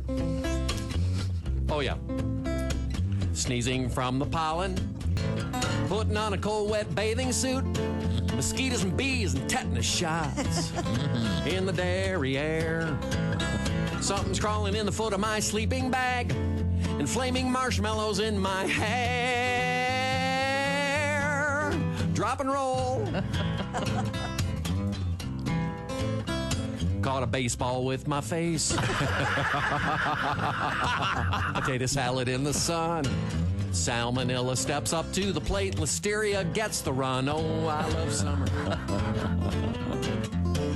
Good old summertime. I got foot sand on the sole of my burn. A lot of feet where the sand don't shine. I got shine soot on the sole of my feet. Oh, shine something soot. Else. Yeah. Thank you. Beautiful. Heywood Banks. It turns and sways. Okay. Well, thanks for the call. Have a great day today. We're going to move And I've got forward. one more thing. May I say one more thing? I've been waiting 20-some years for this. Is everybody listening? Yeah, we're listening. Okay. Chick, go back 20-some years, 1998, Fort Wayne, Indiana, all weekend with me. What? There we go. Yes. Finally. I have, okay, whatever you say. Okay, remember, and listen to this. You went by your real name when you checked in, and you invited me for the weekend. Now, wait. Oh, God. I'm going to get shot for this. And you ordered grapes and Miller Lite beer. Yeah, that sounds like me, all right. That's right. Yep, that's me, okay. Okay, Deborah, we got to go here. Christy, give me the teaser. That couldn't have gone better. Yeah. Somehow I blame you. $5 from Q95 Radio. Does it sound like I'm in a helicopter? Let's go check in. What's Chick doing up in a helicopter? Check in with Christy Lee at the Silac Insurance. Do you remember when a couple of radio stations got caught? They had a fake helicopter guy. Oh, yeah. They pretended the traffic guy, they pretended he was in the air and he wasn't, and they got fined. In the air with the latest traffic information, we go up to Josh Arnold. Hey, Brian, I got donuts. If you Ham in the copter, shut up. At the Silac Insurance News Desk, it's Christy Lee. Hello. There's Pat Godwin. Hello. On probation. There's Jess Hooker. Hi. Josh Arnold. When my dad would ride in the helicopters in Vietnam, he said he always wanted to be, he was more comfortable being the guy with his legs kind of off, with the door open, sitting. And I'm the exact same way. I don't know if I get it from him, but Why was he more comfortable sitting with the... I also would feel, if I were sitting between a bunch of guys in a helicopter, I would be way more freaked out than sitting at the... Yeah. Are you claustrophobic? Maybe a little bit. I don't know. Okay. Yeah. So I don't care sitting in anywhere but on an aisle. I like that the best. I don't want to be in the middle of a row. Yeah, but I mean, our next flight to Austin, Mr. McGee, I understand you want to sit with the door open with your legs dangling out. Is that correct? Big shot at. I was just going to ask, would you guys do Possibly. that? No. You know, and they were they strapped in? No. When it lands, they hop out. Yeah. I think it's like everything. I think you'd get used to it. Yeah, you probably do. Absolutely. You got to be really brave to be sitting there with. Or used to it. Yeah, I don't know. You got to be very. That takes courage. Who's been up in a helicopter? I have. I have. Right. Everybody, but have you, Pat? No. Jess is not. I don't think I have been in a helicopter. I have. It takes some getting used to. I was in. What's the one with a big bubble? Is that a? Like the MASH helicopter? Like like a whirly bird? Yeah, I was in one of those once, and That's a helicopter, Tom. And you can look down, and you're going, wait a minute. Yep. It's like those bridges that are made of glass. Yeah. I was really having trouble. I did that in the Keys, and you could see the sharks all along the shore. That's how I'd want to. If I'm doing it, I want to be able to see. Yeah, it was cool. By the way, Tom, your fear of sharks. Have you seen the shark sightings in Maine? Yeah, our all way the way up in Maine. Oh yeah. Oh yeah, you're on top of that, right? Yep. Especially since a member of our staff is currently there.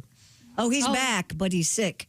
I wonder if he got bit by a shark. Oh, no. Oh, boy, wouldn't it be great if you walked in and only had one leg? Wouldn't it be great if someone we've worked with for over 20 years, maybe 30. I mean, only if it was maybe just a 29 maybe years. just a foot. Eaten off by a shark. I mean, not like some sad diabetes thing with a foot loss. Just more of a shark bite. Had a shark bite his foot off. Wouldn't that be great? We could give him a new nickname. Call him Peg. Come back to you. You realize his Starbucks runs would be a little slower than they normally are. Wait a minute. Let's have someone else then who's there. You want to switch it to hand? So just, bite his hand off. Okay, I'm sorry. We're completely off the topic. I'm just making this list of words Godwin's not allowed to use anymore. Oh. You're not going to talk the rest of the week, are you? I'm a little nervous right now. anything that starts with F, very good. C. Gunshot. A little gunshot. Any hard consonant. S. Stay away from it. He doesn't even want to say consonant. Yeah.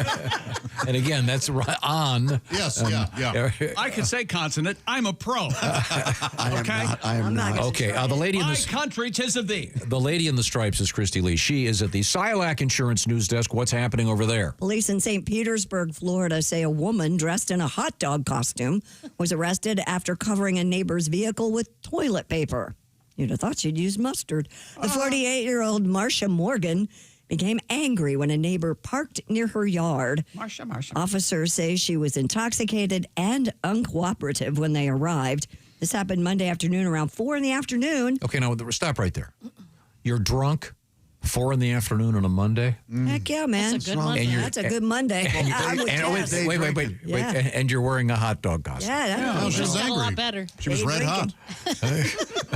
My gal is red hot. You think she was wearing that hot dog costume smothered in underwear? You think that? No, Pat, you were going to sing. I love that song. I love this song. My gal is red hot. You know who wrote My that? gal ain't doodly squat. Robert Johnson. I don't know what song I have that is. no idea what you're talking about. When you guys were growing up, were they called Red Hots? No. Oh, really? Really? Really?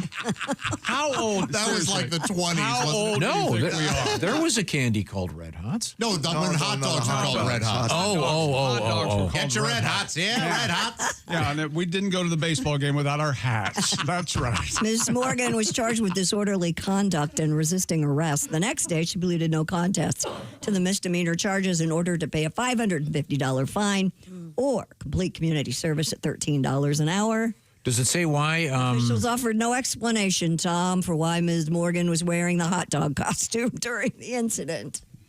I'm not doing a thing. Are you playing that? No. Oh, I am. Sorry. I want to play this for Godwin.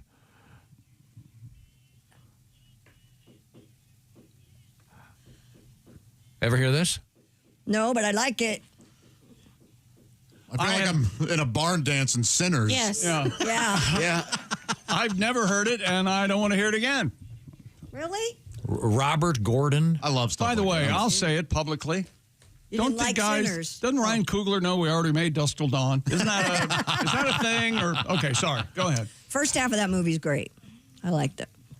I like music. I love that. What would you? What's I that? like that It music. feels rockabilly, but Yeah, it not- does. Yeah. But it's Robert Gordon, yeah. It's like before rockabilly. Over there. I would say Awkward White. That was that's a Isn't that a paint color? I think that was in the 70s. That's a remake of a classic.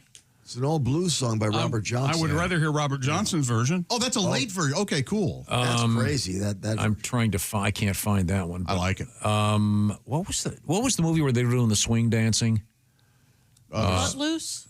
No. Swing Kids. No. Swingers? Swingers. Is that the one with? No, wait a minute. What's the one where I'm forgetting?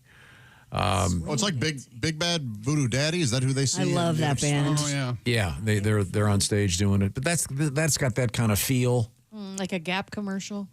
Oh yeah. Like Brian Setzer.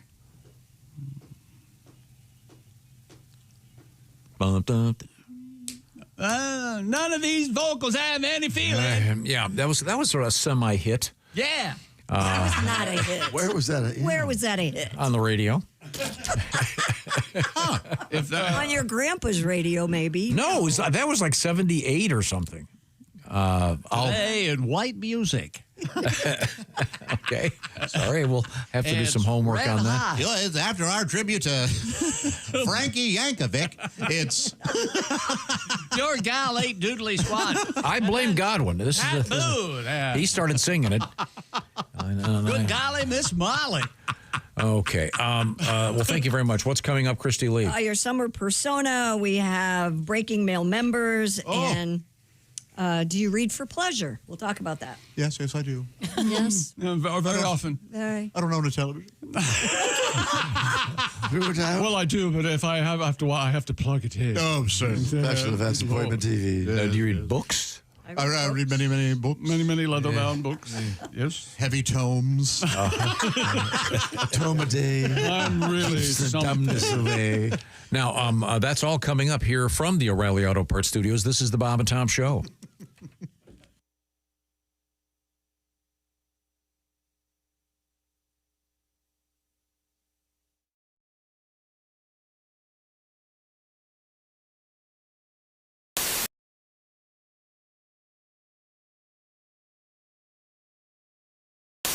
I think it'd be hard to learn the banjo by yourself. Yeah, I think that would be the only way to learn the banjo. I am legitimately now the owner of a banjo. Is that right? Yeah, I need to get it in here and see if. How did that happen?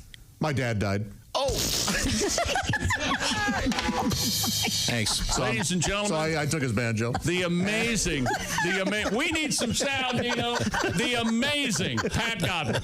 Ladies and Never gentlemen. ask a question you don't know the answer to.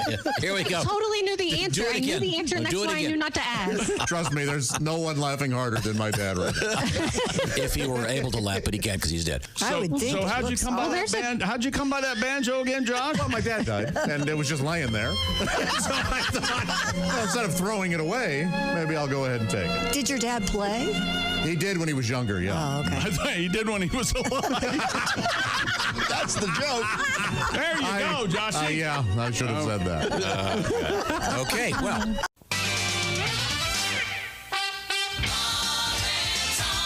Hi, He's Bob. I'm Bob. And he's Tom. And I'm Tom. What is it, Tom?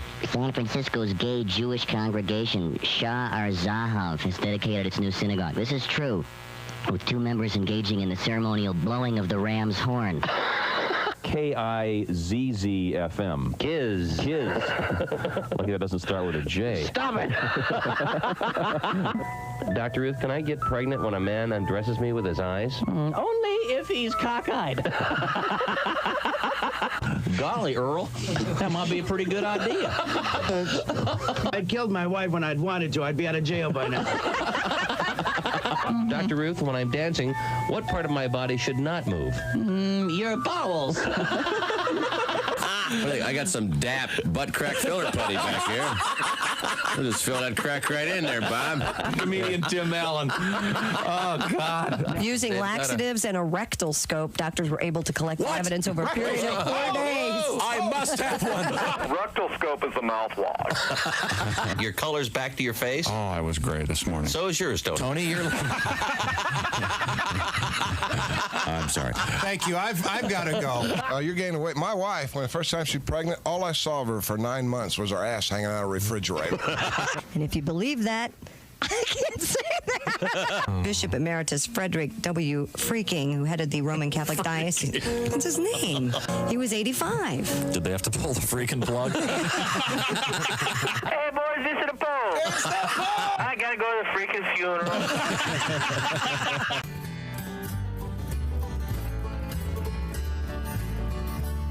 I met her at the cart corral, but I hardly ever see her now. Got wrapped up in sin when she helped me push it in. Set my heart on fire through chrome-plated wire. Right there at the cart corral. My cart was full of meat and that San Francisco treat. Chunky soup eats like a meal with a dash of squeaky wheel. Rogaine so I won't get bald. 4 bags of Epsom salt. 2 cartons of Pall Mall. And a copy of Walking Tall. That Buford Buster was something else. Yeah. Her cart was hunkered down with red bullet crown. Baby seat full of bread. Noxine before her head. The whole parking lot could see just what she meant to me. 2 liter of Mountain Dew and some maters for making stew. Paige and Stu Pedazza. I met her at the cart corral, but I hardly ever see her now. Got wrapped up in sin when she helped me push it in. It's a parking lot oasis in all them empty spaces right there at the cart corral. What I like is the parking's free and you don't have to pay for it. Our carts rolled toward the street, about lost half my meat. We kindly hit head on, she was talking on her phone. Everybody stopped and stared when her wings flew in the air. So much for making toast, that string on my pot roast. They give you enough to tie your shoes with. Don't shop that much at all, on account of my cholesterol. Clean up on aisle 2, because my heart just spilled the truth. Kotex value pack, and Jemima on her back. So set in her ways, better see her in 30 days. Get it? Get it. I met her at the cart corral, but I hardly never see her now. Got wrapped up in sin when she helped me push it in. I'll probably kick a shine if she will be mine. Right there at the cart corral. Hope the wheelie hit my pants right there at the cart corral. Kindly did a little dance. Clip and save a place for me. Good night. You know what bugs me about life? What's that? People who take a reasonably simple task and make it incredibly complicated, like making a full-scale Broadway show production out of drinking iced tea. That to me is really. What's your problem? Why can't I enjoy my iced tea over here? No, you can. Did you bring your thermos? I did bring my Can thermos. we get a picture? Can we get a picture of the thermos sitting and Christy standing beside it? Yes, so they can get the actual full Because seriously, Christy spectrum of how Christy big this can is. easily. That's bigger than Christy's head. Correct me if I'm you know wrong. that. Christy could easily sit on that and watch a sporting event. Yeah, certainly. Well, what's wrong with having? You know what? I think we should have her sit on it, and we'll caption it "Sun Tea." He's going to read some article or some idiot friend, and when I find the idiot friend who told you about this cold iced tea, I'm going to punch him right in the face.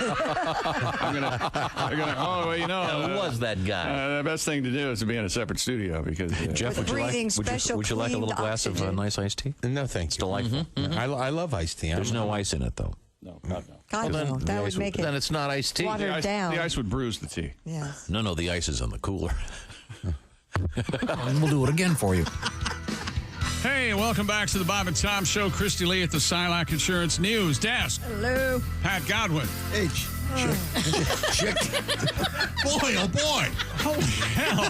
Get that mic away from me. It's unbelievable. There's Jess Hooker. Hi. Hello, Josh Arnold. I think it's Bob Hope. You've never done, never heard a Bob Hope impersonation until you've heard Josh's. There's Ace Cosby. Hey, we're in the O'Reilly Auto Parts Studios. Thank O'Reilly Auto Parts for all your car care needs. Get the parts and service you need fast from the professional parts people at O'Reilly Auto Parts. Tom, give us your best Bob Hope. Can anybody do a Bob Hope? Ain't that wild? No. Isn't that something? Yeah. Ain't that wild? You know who Dave Thomas is? Great. That is great. It's pretty You're right, good. Yeah. It's really understated. Yeah. But he's been gone for a long time. Dave Thomas died? No, Bob Hope. Not a lot of demand for that. No, there sure isn't. More Gene Autry, please. Would you be the beacon of now? Well, be so jealous. Mr. Godwin's responsible for this argument that we got into about this song. And I think this is the version you've heard, Chick. No. I've never heard this song. And if I had, I would have turned it off. Who does this? Who's that? This is Robert Gordon. No, that's the Billy Lee Riley and the Little Green Men version. Oh, but it's a good song. I like it. I'm a fan of that stuff. And that Robert Gordon remake of it is really good too. I wanted to see if it had hit the charts. That's Robert Gordon with the great Link Ray on guitar. Oh, sure. Oh, I like Link Ray. Oh, yeah. And it did not chart. I'm sorry. It said it had. Darn it. I don't know how I ever heard it, but it's got a lot of play. It says on college radio. But I believe that's Collage Radio. Oh, okay. All right. Yeah. It did not break into the Billboard Hot 100, but it's still a good song, right? I think so. But I'm a fan of that kind of sound. Yeah, it's cool stuff. And then, I don't like the faux big band. I don't care for that. Why not? I don't know. I just don't like it. It's swinging and It's all right not to like it. I know it's okay. Isn't it okay for me not to like? I mean, I can. You're putting. Think of all the I'm whole. an actor. I can act like I like it. Do you jitterbug? I certainly do. I will travel at least 3 states to jitterbug. That is a good question, Pat. Are you a dancer? Yeah. Have I ever danced? Yes. Well, I mean, have you ever considered yourself much of a? I'm not even a mover. Have you asked I a don't girl think. to dance at a dance? Have I? No, that has never happened. No? But you came up during the disco era. You were out there with your choker and your disco shoes and leisure suit. Cocaine. No, you're getting warmer. No, that didn't happen. I do like Fame by David Bowie. That's a good song. That's a good song. Oh, that's the original. Great song to do cocaine to. And damn right it is. The whole Bowie catalog really wop, wop. really ripe for cocaine. And then when he does the wop wop, you sniff up. Oh yeah. Remember that? This Tom will like this because it's got a big intro. Oh, this is such a good song. Yeah, coming up this morning, we got traffic and weather together. Brought to you by Pat Godwin's Pronunciation School. Remember, don't pause between a 2-syllable word. Especially if the word is Kentucky. Or country. Just either, yes. Continental Airlines. Say the whole word. Stop. Don't talk anymore. I'm trying. Is this Stevie Ray Vaughan on guitar? Yes. No, yes. Nile Rodgers. And This is Nile Rodgers? And Luther Vandross backup vocals. Really? Yep. I don't know if songs get much cooler. Yeah. And this is me on drums. And it's nice. This is a good warning, isn't it? Yeah. To those This is me on congas. Now, have you seen the... And then you do this, Yeah, you're right. You can't dance. Now we know why you don't dance. Well, you're bumping, aren't you? Wow. God, you move like a man trying to avoid a train coming at you. No, I'm bumping. Oh my God, there's a train about to run over that man. Look at him move. Oh, right. Okay, you can kill that. Well, have you seen the Devo documentary? I haven't Great. yet. It's out? I've Yeah, got it lined it's on up. Netflix. It's great. I was watching the Dallas Way to Cowboys. go, Nita. I was watching the Dallas Cowboys. If you're the great band Devo, and it's they're a lot deeper than you think, and it's really well done. Mark Mothersbaugh is one of the most interesting people They're I've all ever like met. marketing whizzes or Yeah. something. That's where that. Well, That's they're real. how that all happened. Yeah, Are those don't the talk guys to me. with the hats, Yeah. the red hats? They were Whip it good. really clever and I can't get no. fun. They're and fun and I can't get no. Just remember, they are not men. They are. There's a really funny scene with David Bowie. Wait a minute. Have you seen the documentary? They're a little man. Christy, have you seen it? Yes. The David Bowie scenes, because you can tell Bowie's about to start. I didn't think he had much of a sense of humor, but you can tell he's about to start laughing. You've not seen extras with Ricky Gervais? That's the greatest. It is Chubby little interesting. fat man. That apparently, Bowie was hilarious and really, Conan O'Brien said he was really, really funny. And That's great. Yeah. In any it's event, good to know. The Devo thing is. I think it's on Netflix. Probably. I look forward to seeing it. They're always been one of my favorites. Now we have Christy Lee over there. She's at the Silac Insurance News Desk. And what do you got going on over there? About 1 in 175,000 men suffer a penile fracture. With research, what were the numbers again? 1 in 175,000. Okay. So you take like 4 football stadiums, one guy. Okay, well, this is good. This is good news. You don't want it to happen to you, Put do me you? on the list. I say 1 is too many. That's right. Yeah. Research shows that these accidents are more common in the summer and on weekends. However, Now do you want to weigh in on why that would be the case? Because you're having more sex in the summer and on weekends. The term broke. That's pretty funny. Wait a minute. It is funny. Yeah. Is that? Are you just doing that? Is this anecdotal, or is there Don't research? you think you have more sex on the weekends? Who are you talking about? Weekends, yes. No, Okay. no. I would think sex You numbers remember go up Tom on the weekends. is the one who has sex so infrequently. You're We right. all know when he You're does have right. sex. What was I Night of the thinking? Yellow Moon. It's infrequently. I'll tell you what. Infrequently. Get it? There you No. No. Baby, I don't believe a No, word is of I this? it. think it's also more common in the summer because people are dressed scantily. Oh, that's and- fair. But I mean, this isn't science. This is your just anecdotal I'm research. just reading it. It says more accidents are common in summer and on weekends. But is that because people are having more sex, or they're just more careless in the summer? I don't know. Is this fracture only by sexual activity or other activity? Yes. Doctors are warning Oh you. yeah, I hope it's not by chopping wood. Yeah, or jumping off diving boards. Yeah. That's a fair question. That 3 specific sexual positions are more likely to result in a rare but serious injury to the male member. Guy on guy. You know what? Because you double the chances of a penis being hurt in that instance. That's the kind of math I like. Thank you, Josh, for justifying a really dumb I have joke. a question. Why is an orthopedic spine surgeon weighing in on this? Because it's a bone. No, it's not. Bone? It's not a bone. You mean all these years? The penis is filled with vertebrae. It should be a urologist. I don't trust this. The penis is Dr. like a Gehring. stegosaurus's tail. It's very just tiny bones all the way to the tip. Dr. Michael Gerling told the New York Post a penile fracture can occur in any position, but most commonly associated with 3: doggy, missionary, and man on top, woman on top position. Man on top, woman on top. Oh, hang on. Nobody's effing anybody. So that was Missionary position with man on top. Oh, I see. What about woman in bed? Man in the hole? How about a guy making sandwich, woman asleep? Man in one stall, woman on the other side of glory hole. Woman on phone. Woman, I didn't read it correctly. woman with hammer. Man in car. Woman Missionary on couch, position. man on business trip. So isn't missionary position always man on top? Typically, yes. Why do I have to specify that? And then, of course, the I'm embarrassed cowgirl. because I don't know any other positions. The ones you just named. Now, That's all I got.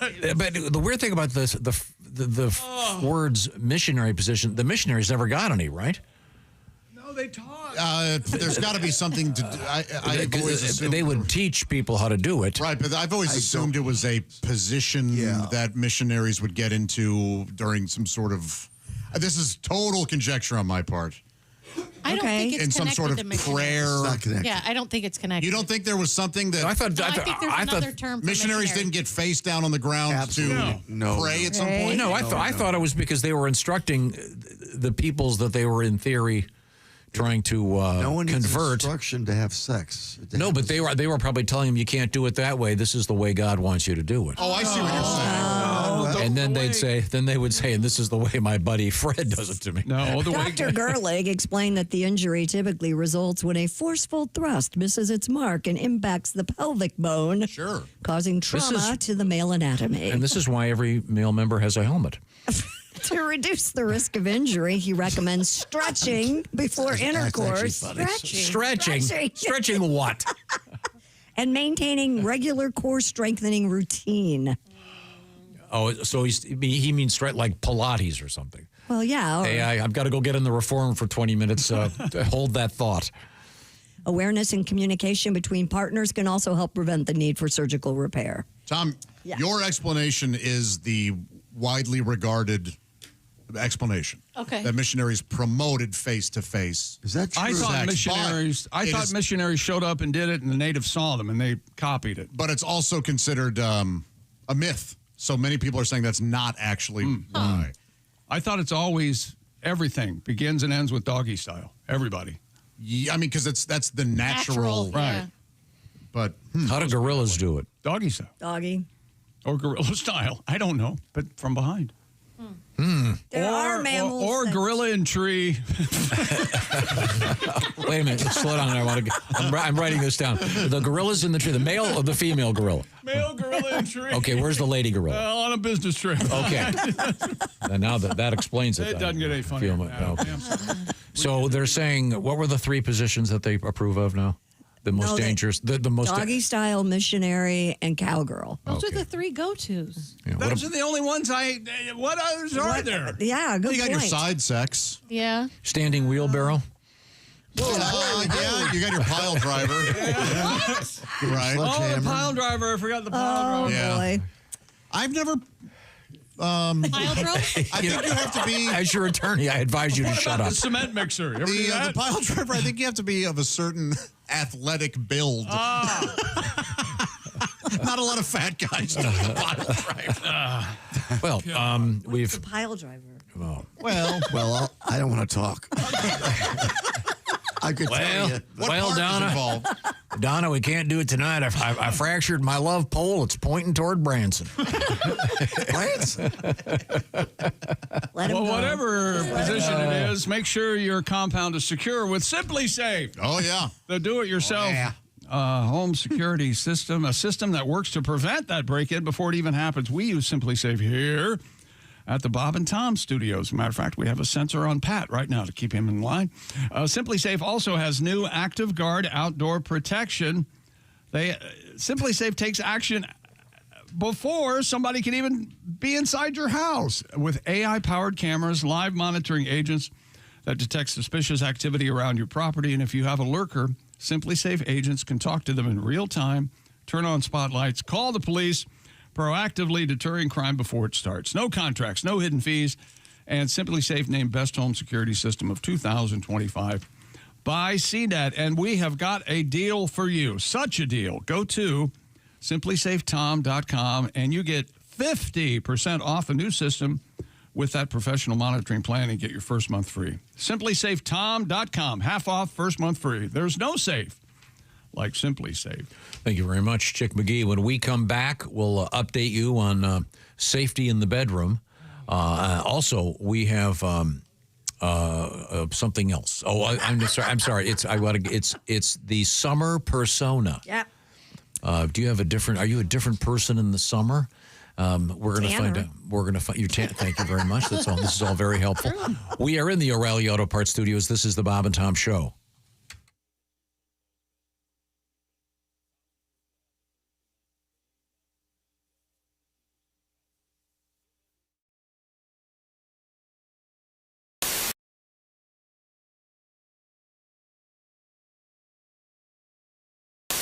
I have a question for you. I feel like this is a good radio audience question. Last night, we started the tour at the Improv in Hollywood, and it was a fun show. And Erica was with me, and she's a pretty girl. And after the show, I'm saying hi to some people, and this really, really drunk man with his partner, he comes up and he's just staring at my wife, and then he stares at me, and he goes, "Man, you outkicked your coverage."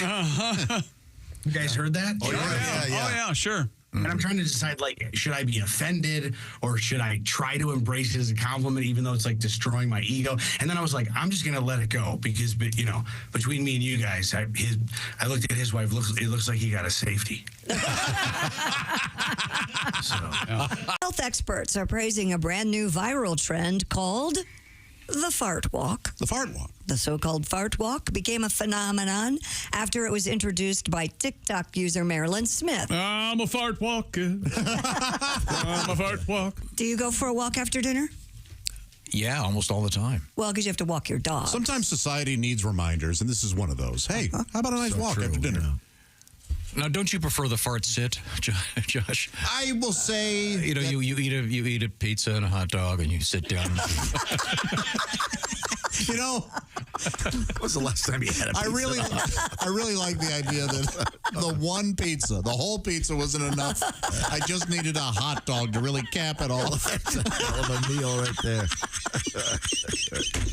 And yes, it's not easy to find a place where you can get pizza and a hot dog. Because a pizza's such a full meal. So I order a pizza, eat it, and then I have to make myself a hot dog. Here's the thing, though. The stock market goes up. The stock market goes down. The stock market goes up and down. Now ask yourself, do you still want to be dealing with all this noise during your retirement? Didn't think so. With an annuity from Silac, you'll get guaranteed payments all throughout your retirement.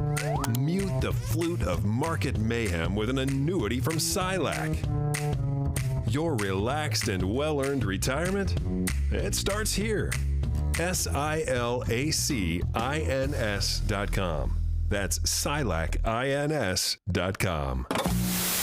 Dear Allie, I was at my boyfriend's house and I saw a tampon in the bathroom trash. Oh. I don't know of any other girls going to his house, and we talk all the time. And so it seems worth bringing up, but will I sound crazy? It was kind of buried, so it's not like it was fully visible. Maybe I should just keep my head in the game and watch him closely. Or not dig through his trash. Yeah, Oscar the Grouch. Was it like a wrapper I like hanging that she out? made it sound like she wasn't digging, though. It just wasn't totally visible. She didn't unwrap it, did she? Let's see what's actually in here. After I emptied the trash and turned it upside down and sifted it through a colander, I found a tampon. Well, here's the thing. You get what she's saying. He could have had a bloody nose. Yeah. That's a thing that Ace uses. He uses tampons to. On my nightstand are two tampons. Yeah, see? So there you go. Or tie two ponds. No, maybe he's a vampire and he was making tea. Yeah, the bloody nose thing she would know about if she's been with him and that was the thing. Yeah. No, you have every right to ask him. I agree. Yeah. Ask if his mom has hit menopause yet. Don't ask him if his mom has hit menopause yet. You gotta beat around the bush as much as you can. I'm still struggling with the she found the tampon. Does he have a cleaning lady? No. She should have taken out the trash, I guess, if she was his cleaning lady. That's good point. Yeah. I would never leave evidence. I would wrap everything really well in a toilet paper and then throw it away. You know what I mean? Does he have a menstruating vagina? Do we know that? Yeah, is he fluid? Maybe. Do we know that he doesn't have a menstruating vagina? Maybe his pronouns are her and she. Or, Does he have old photos around? That's my half sister. That is kind of one way to tell if he is doing something wrong or not, though, because if she says it and he comes back, "Are you crazy? You're going through my trash?" Yep. That probably means he's doing something wrong. Yeah, as opposed to just answering the question. Right. Yeah, flip to crazy is always a good indication. I'm not. At least she was honest about going through the trash. You dirty liar. Jeez. Could have been a door dasher. Hey, here's your meal. By the way, can I throw my pawn in your trash? Oh man. I think we have time for another one. Sure. Did you just call it a pawn? Yeah. We got pads and pawns. Pads, pawns, crammers. Oh my God.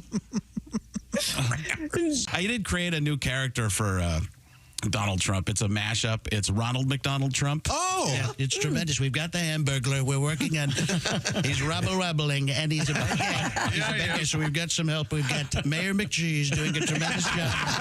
Mayor McGee is working with me, and Officer Big Mac, and also Elon McMuffin. The three of us, the four of us, we're doing a great job. Now, is it true, Mr. President, that you fired half of the Fry guys? We did. We had to. Elon came in and he said, "You're not doing what you need to do, and it's costing too much." And we're going to build a wall between the restaurant and the play area, and then we're going to build a ball pit. It's going to be the best ball pit, and it's like a spherical moat. It's going to be tremendous, and we're going to make Playland great again. It's going to be the number one.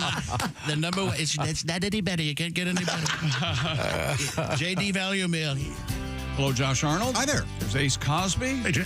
I'm Chick. Hello, Tom. Just reading about this male member fracturing episodes here. They refer to it as a broken, Yeah. But I am trying to find some photographs. Whoa. Photographs? Yeah, and it would appear that no one wants to sign anybody's cast when they've got it. A little awkward. Yeah. Yeah, I don't think you can do anything. Yeah, I've got a Sharpie. Do you guys know anyone that this has happened to? I do not. No. No? Yes. You do? Yeah, I do. Yeah. Yeah? Mm-hmm. Yeah. Pat, do you know anybody with a broke? I know a friend of Tom's. Oh, okay. Isn't it once that happens, it's never really right? They say that like the scar tissue can make it go left. Yeah, or right, yeah, something like that. or But I don't know. hook, or- yeah. Okay. I believe that's the case, Tom. Did your friend break his during sex? Yeah. Okay. And I was going to say, I'm trying to think, what's the guy's name? Dennis Rodman. Remember he famously, I think he's done it a couple times. He was in the news a few years ago for this. For breaking it? Yeah. Huh. Son of a gun. Yeah. So who knows? But be careful out there, and you might want to read about what's safe. Once again, that's why it's got a helmet on it. Now, Christy Lee has gone off to some kind of breakfast. Is that correct? Set a meeting. Haughty Women International. Okay. Art Society of. So did she give you the story about the summer persona? She did. A new survey shows that most young women are embracing something they call a summer persona. I don't believe it. According to research commissioned by Jamba Juice. Ah. Oh, well, that's where I got the new the Jamba Juice folks. They gave me the new labor statistics. 3 in 4 millennial and Gen Z women say they have a special identity that comes out in the warmer months. What is this? I don't know. How do you feel about it? You're the woman in the room. It makes me really embarrassed to be a woman. What do you think they're talking about? I think it's just, let's see. More than 90% believe this persona reflects their truest self. 6 in 10 women say that they coordinate their outfits to match their seasonal personality. No, they coordinate their outfits because it's hot outside. Right. But here's where now we have labels. Okay, we have the most popular personas include Grandma Core, which celebrates vintage and cozy simplicity. There's no one doing this. Yeah. Ready? Coastal Cowgirl, which blends Western style with a beachy vibe. Pilates Princess focuses on wellness and daily routines. And the Tomato Girl, inspired by Mediterranean food, fashion, and romance. This is very social media driven. So if you have, say you follow a certain, I follow a lot of cooking things. There are women that would be tomato girls because they wear the floral Italian dress and they're in their kitchen and they're cooking with fresh ingredients. That's a thing. So it actually kind of fits their. Yeah, it does because that's what I enjoy. I watch, and so it's like, oh, okay, I like her. She's wearing a cute outfit. I'm going to be inspired by that or whatever. All right. Is this one of those things that it's a thing, but not really? Like there are people out there that. I think this is no different than your personality any other time. You know what I mean? Like if you dress like a cozy grandma, you're probably always dressing like a cozy grandma. We're finding lately in the news though, it's hey, this is the newest trend, and then if you kind of go deeper, it's like for 12 people. Yeah. But I think this is common like the coastal cowgirl thing. Yeah, probably women in Nashville or Austin or those types of places where the Western vibe is popular right now. It's going to lean beachy in the summer. All right. Does that make sense? Mm-hmm. Yeah, this is like a Cosmo intern was told to come up with 4 categories. Yeah, it does sound a little Either that or it's just a made up. sphere that I am not at all in. I just think these are all types of women all the time. So would you be a tomato girl? No, because I'm not very floral. There's not really a tomboy option. I don't know what I would be called, but I feel like I would fall in that category. And you never were a cornflake girl. Little Tori Amos for that ass. Huh. Yeah. I love her. This is, I don't know. I don't buy it. Each identity also carries lifestyle patterns. Oh, God, it gets worse.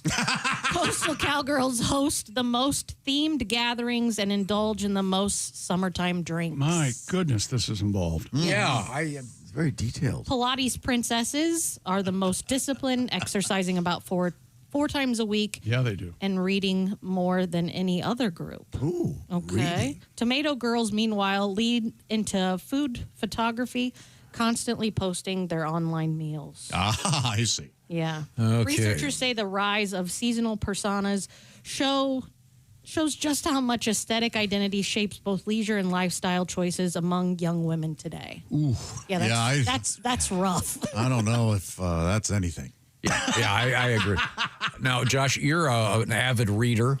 Oh, yes. Yes. Big brain on Josh. You know, we don't read on this side of the room. I've never read a book in my life. Well, we know you can't talk. I know. Earlier, I missed God knows what I said. Pat, do you currently have a book on your bedside table?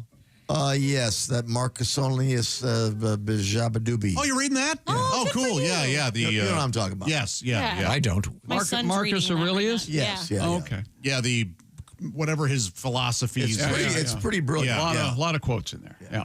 Okay. This article says that research shows that reading for pleasure has dropped a staggering 40% in the last 20 years. Yeah, I mean, I bet. This is a study from the University of Florida and the University College in London. This is in the United States. They say the drop has taken place. Reading is showing a, quote, sustained, steady decline of about 3% each year. Okay. Sad. Wow. This is from the journal iScience. Wow. iScience. So You history. Yikes. That's pretty scary. But is this because people, I think I know what you're going to say. Does that include reading on your phone? No, audio. No. Audiobooks, reading. That counts as reading. No, it doesn't. It's the same thing.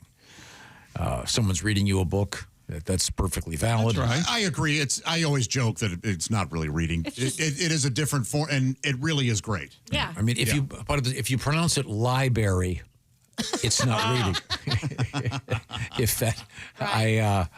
Josh said something great in the green room. This is not a joke. That parents should read more so their kids see them reading. Yeah, I think kids see what their parents do, and again, I'm not one to espouse parental advice because I don't have kids myself, but I do have theories on you have two being cats. a parent. Yeah. Do they read? Yes, my cats have been reading more since they see me reading all the time. Yeah. Like the Cat in the Hat. Yeah, my Gravy is way into filth.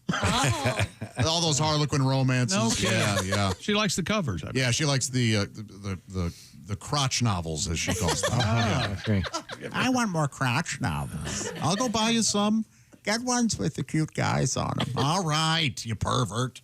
But I wonder, does this take into account people because they're online? And they're online, are they reading or are they just watching cat videos? Yeah, reading online, I think, is very well. I'm not saying if you have an iPad and you're using a Kindle or that kind of thing. Yeah. But reading the crap, the articles and stuff, that's not. Have you guys got to an article lately where it's like, this is how long it's going to take you to read? Yeah. Yep. Like an 8-minute read. They all have that. They all have that with. That's fairly new to me in the last couple of months, and it's really upsetting. I like that. Really? Oh, yeah. So your time is at a premium. Now you need to know how long this is going to take for me to read, or I'm not going to read it. Yeah. Okay. Really? Yeah, I'll cut and paste and read. So this is going to be 20 minutes. I'll read this later. I don't have time. Oh, okay. It's time frame. Gotcha. But what does bother me, and I've mentioned this 50 times already, is when you try to get a recipe and Yeah. The first 3 pages are about taking a sled to grandma's house and blah, blah, blah, blah, blah, blah, blah. Yeah. I just want to know how to make the pancakes. I got it. Yeah. I don't know. Recipe for pancake. You know those come in a box, right? They're pretty easy. Some you don't even mix, have to pour, just, eat. No, you water. Just add water. Now, even egg or milk. And Miss Hooker mentioned something off the air I wanted to touch on. I haven't done it this summer, but we found this. There's a way to make homemade ice cream sandwiches. Yes. And the beauty of this, instead of buying a package of ice cream sandwiches for $5, you can spend $40 and have just as many ice cream sandwiches. Yeah. And a mess. And but it's fun. And wreck your kitchen. For the And next you whip the stuff up and then you bake the sandwich part of it, and it's really fun. Yeah. But you were saying there's another ice cream sandwich thing? Yeah, if you don't want to make the sandwich part, the cookie part of the ice cream sandwich, you can use other pre-made things. Like we talked about the Biscoff cookies before. You can do that. One that I saw recently was taking the brown sugar cinnamon Pop-Tarts. Oh, yeah. And putting vanilla ice cream between the two of them and using that. That sounds pretty good. Yeah. We actually have all those things here right now. Not to Josh. Josh doesn't care for brown sugar cinnamon Pop-Tarts. It's what flavor? Strawberry or nothing. Or nothing. Yeah. So you could take a strawberry Pop-Tart and put vanilla ice cream and have an ice cream sandwich? Yes, but what I normally do to make an ice cream sandwich is I take vanilla ice cream and I put 2 ice cream sandwiches.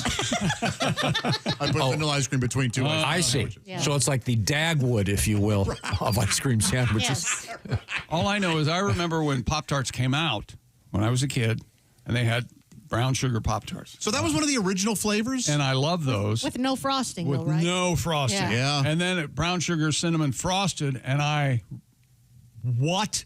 Yeah. This is the best day of my life. Yeah. Did they have to figure out how to make it so that the frosting didn't melt and short circuit the toaster? I'm sure they did. Right? So they have to put some kind of chemical in it to keep it from... Yeah. And some people butter their Pop-Tarts. I grew up doing that. You did? Yeah, my brother did too. Yeah. Yeah. I'll do that on occasion. Really? It's Hell great. yeah. It really is great. Okay, I believe you. Did you guys butter your blueberry muffins? Yes. Yes. Yeah, we grew up doing that Oh, too. yeah. Always. What I do with a blueberry muffin is I'll put it in the microwave for 10 seconds. Again, get it out, put it on the plate, put some butter on it, and then right in the trash. Did you guys butter your hot dogs? How about your steaks? Wait a We minute. buttered everything. What about your cornflakes? No, the butter steak thing is, there's a couple places, Yeah. there's a couple restaurants That's where not they... bad. I don't have a No, problem it's with not that. bad. I actually You ask leave them alone. I ask for it with no butter when they do that because I like eating animal flesh. Of course. I want to taste the death. Yeah. Wait a minute. I want to go back one topic. Yeah. You don't like blueberry muffins? I don't like He doesn't blueberry. like fruit in his. Oh, okay. I love Yeah. Anything. blueberry, yeah. What? I don't know why. That's all right. I never cared for it. I like strawberry. Do you like blueberries? No. Okay, so nothing. No, not sir. even- What about maraschino cherries? No, I don't care for maraschino What about cherries Bing cherry? or the country of maraschino. I don't care for either. Bing cherries, I've never had a Bing cherry. What? Nope. Not that I'm aware of. Yeah, are you serve them with the Hope cherry. Oh, yeah. And road on the road. Thank you. So sorry. I think it goes back to I'm my, so embarrassed. My roots to Central Ohio. I don't care for anything. I think cherry, I think Michigan, and I don't want anything to do with it. And how about a mango, which is a green pepper in Ohio, right? I like mango. Oh, green pepper. Yeah, that's what we call it. Why would you think think Michigan? Because of Cherry Traverse Festival, City? blah, blah, blah. Because cherries are red like Ohio State's Here we colors. go. No, that And doesn't the maize and blue like blueberry. Yes, you don't even know how you're thinking. I hate blueberries. I know exactly why you feel that way. It's a shame you can't put it together. I'm glad you're here to tell me what I'm thinking. Right now, you're going to tell me about my friends that want to help you out. What are we doing? We're going to do the Silac Insurance What is an Annuity quiz. Yeah. The Silac Insurance News Desk, usually occupied by Christy Lee, currently occupied by Miss Hooker over there. You've been hearing about Silac, and you've been hearing about annuities from us. Probably still have some questions. You need to talk to the experts on annuities at the Silac Insurance Company. So we're going to do what I call the McGee 3. It's 3 questions. This is in the FAQ, frequently asked questions to Silac. Dear Chick McGee, I want to browse and read about all of the Silac annuity choices. What is the Silac address for the Silac website? Oh, Tom, it's silacins.com. That's SILACINS.com. Very good, very good. Now, this is something really interesting. How about this? A 20% bonus by going from a 401k to a SILAC annuity. What's the phone number for that? Oh, another easy question. Just dial pound 250 on your cell and say bonus 20. That number again, pound 250, and then say bonus 20. Very good, very good. Last question, Chick McGee, would it be too much to ask you to read the SILAC disclaimer? It would be impossible. You go right ahead. Okay, here we go. Consult your financial advisor. Premium bonus may vary by annuity product. Premium band and surrender charge period selected and may be subject to a premium bonus recapture. Some products with bonuses may offer lower growth rates or caps. Terms and conditions apply. See SILACINS.com/disclosures. Thank you very much, SILAC. And we are in the O'Reilly Auto Parts Studios, and this is the Bob and Tom Show.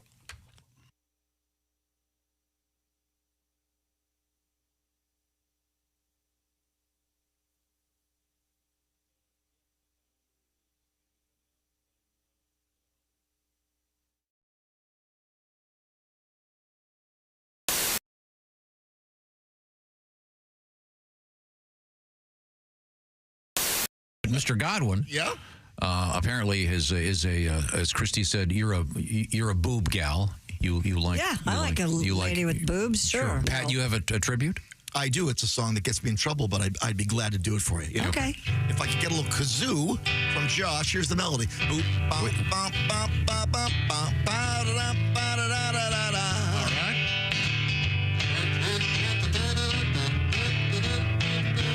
I'll give you a look when it comes up again. Here we go. Got a gal named Paula. Paula O'Brien is the name. Very intoxicating. I'm like a moth to a flame. I haven't had a drink in 15 years. I walk a very straight line.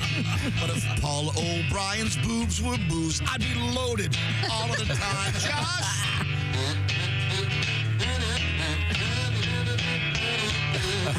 Oh, I've never been a boob man, and I don't mean to objectify. It's important I stay sober. Oh, heaven knows I try. I go to my AA meetings, but all I think about are her double D's. If Paul O'Brien's boobs were booze, I'd wake up with the DTs. Or if Paula's boobs were booze, I'd be bombed every day. If a rack was full of wine, I'd go from teetotaler to sommelier. One more time, Josh. 1, 2, 3, 4. Very nice, Tom. Why are you ruining the kazoo solo? Because he's not close enough to the mic. For fear that you will yell at me. Because you did yell at him yesterday when he was too close to the mic with the kazoo. That's great, Pat. Did you really not hear much of the kazoo? Oh, we're not done? We got more? We have one more. Ladies and gentlemen, Mr. Pat Godwin. That thing is going to end up your ass. See what I mean? That's what I was trying to avoid. Yeah, I hear you, Josh. I knew what you were doing. I'll do it. Could we get to the... If her tatas were Tito's and I had me a sip, I'd fall off the wagon with one little nip. If her chi-chis were full of tequila, I'd lick the salt and squeeze those limes. If Paul O'Brien's boobs were booze, I'd be loaded all of the time. Or if Paul O'Brien's boobs were booze, I'd be it-faced all of the time. One more time, Josh.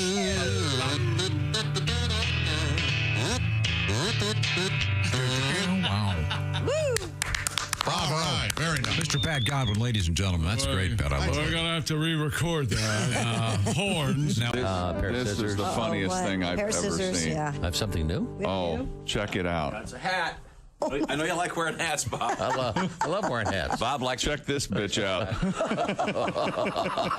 This is from the greatest racing Pulling race? venue in the world, the Indianapolis Motor Speedway. I didn't know that they made a hat this big.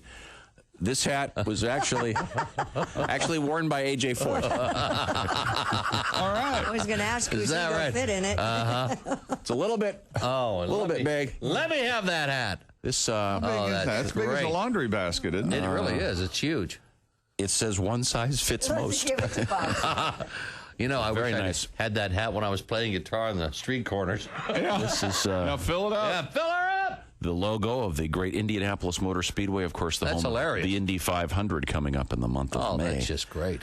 But that is a nice Look at big that. hat. Thank you. Yeah, you That's gotta work the brim there. yeah. Do you mind trying it on? Oh, I don't mind at all. Let me get the brim set first. We need to get a picture of this on our website. Okay, Bob is setting the brim, which he's very good at. Yeah. Well, this is kind of a flexible brim here. Okay, there we go. Put it on. Okay. There you go. It's all right. Hey, what's happening, cool cats? All right. Hey, Coach, I'm ready to go in. Okay, we'll you should wear a shot of that for the website. A tip of the hat to you, Christy. Oh, thank you. You could actually wear that over a fireman's helmet. Yeah, you could. You should wear that all the time and say. And just say, what? What are you looking at? What hat? Shall we? Comedian Dave Dugan has joined us here in the studio. And I understand you are in the process of downsizing. You're moving from your lifelong home to a smaller facility. Oh, yeah. By facility, I mean a home, not like At last, a supervised facility. The booby hatch. Mother and I are downsizing. When you downsize, you have to have like some sort of cute nickname for each other. I call her Mother. She calls me, what is it? Cheap bastard. and so, but it's a living hell for a hoarder to have to downsize. And then finding the place that you're going to move to. You know, everything's real important to everybody now with trendy fixtures and the backsplash and all. I just care about the water pressure in the shower. That's all I really care about. Good. Fair There's enough. got to be there should be a setting on a shower head called prison pose. Because I don't want to just get clean. I want to be punished. If I'm not getting what I want from that shower head, I'll taunt it. Is that all you got, Big Daddy? But when you downsize, you want the Silkwood level. Yes. it presents a lot of arguments because of how much stuff I have held on to. Yes. And I've got a story about why I can't let go of it. Everything's got to I've still got my kids from the baby gap and it's like what do you think you're going to do with these? Well, I mean, when I got them, I thought maybe I would meet a Chinese imperialist guy and he'd want me to have my feet bounded, and then they'd get so tiny. What am I going to wear? Oh yeah, I got those baby Gap kids that I can. Yeah, handy.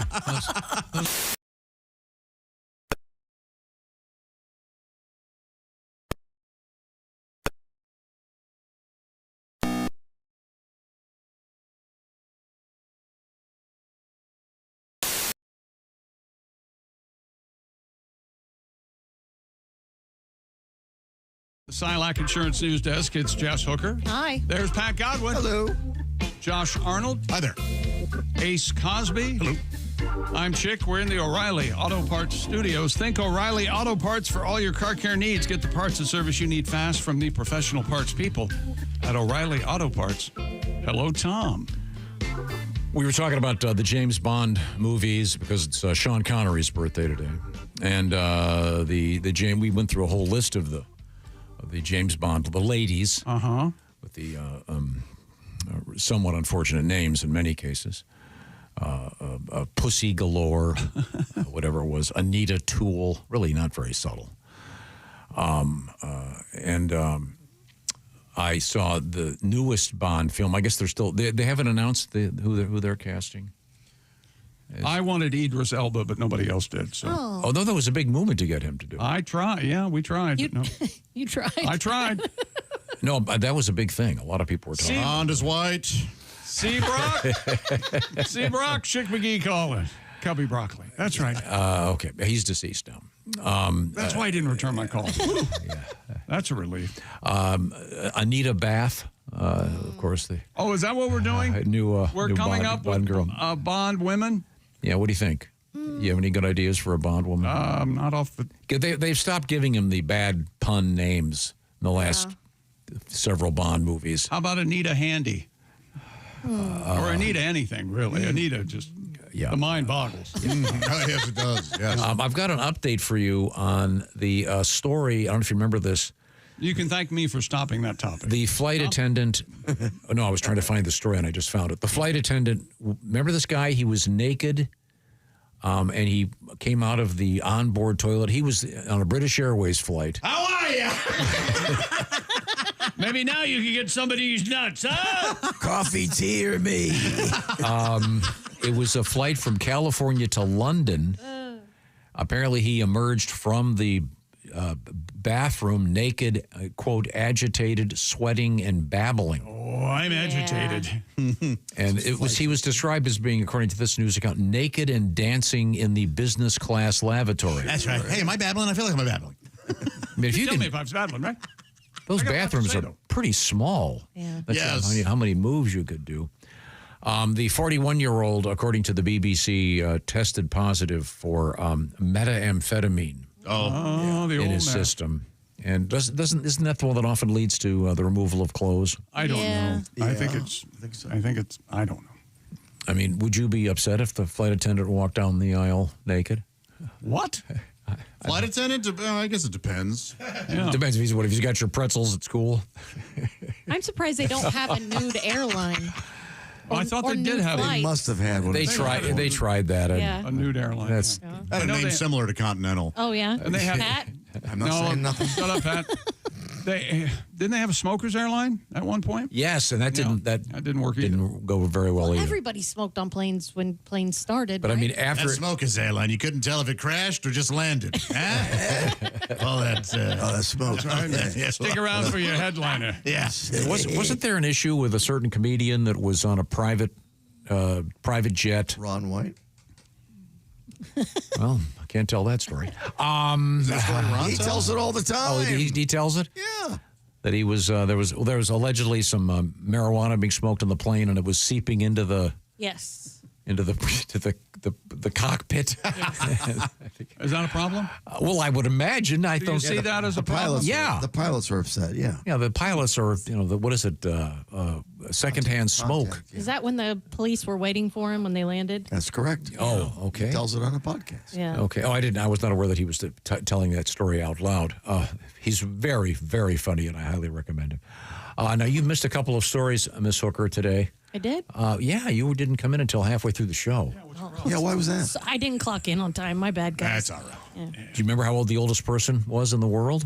112. 116. Oh, so Ethel Caterham of Surrey, England. I did see how pretty she was, though. Oh, yeah. She looks like... I'm speculating. I was speculating based on the photograph. I'm guessing those are dentures. Yeah, I don't know if teeth last. Dentures are too perfect looking. They looked like they were her teeth. They did look kind of, yeah. Those are special. Maybe she'd had them for a while. Those are special English dentures. They want them to look realistic. Realistic. Really? Yeah. Even the dentures, they Absolutely. show they're beaten up. Really? Yeah. Okay. Yeah, it's like when you're seeing a movie and there's old cars in it. You don't want the cars to look all shiny and right. You want to look kind of beat up. You don't want That's that. a new fashion trend is bring back real teeth. Like all these celebrities that have caps, and they said, bring back real teeth. We want the gaps, Like the Sam crooked, and... Letterman always had that gap. Yeah. Sure. Yeah. Who was the famous fashion model? Kate Moss. She had Lauren Hutton. Was she the one that had Lauren the Hutton had a gap, too, yeah. had the gap in her teeth? Gumsy McCoy. Remember Gumsy? Boy, no one lit up a runway like Gumsy. And we established the fact that Smokey Bear is the name of the fire prevention bear, and he's called Smokey the Bear because of a great song from Gene Autry. But it officially that starts with a rock and violin. Yeah, or a fiddle in this case. I think it may be. I think it may be some kind of Have you organ. seen the evolution of Smokey Bear? He's like ripped now. He's ripped. Like, he's like a hot bear. He's a hot bear. So funny that they're trying to appeal to like hot bear, middle-aged women with this hot Smokey's middle-aged men.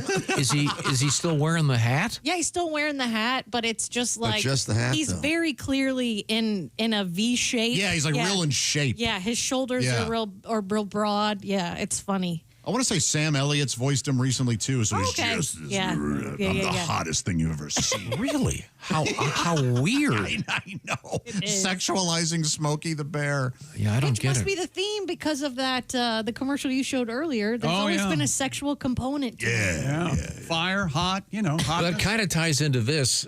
We had a bunch of stories in the last couple of weeks about morons throwing sex toys onto the NBA courts.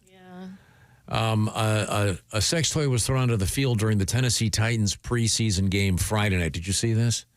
And once again, neon green. It landed near the 6-yard line with 5 minutes left in the game. That seems to be the chosen color if you're going to throw it out on a sporting event. You want to see it? Why is that? It really pops, man. I like it. Oh, right. I like those glow-in-the-dark ones. I want to see it when she yawns. What? Never mind.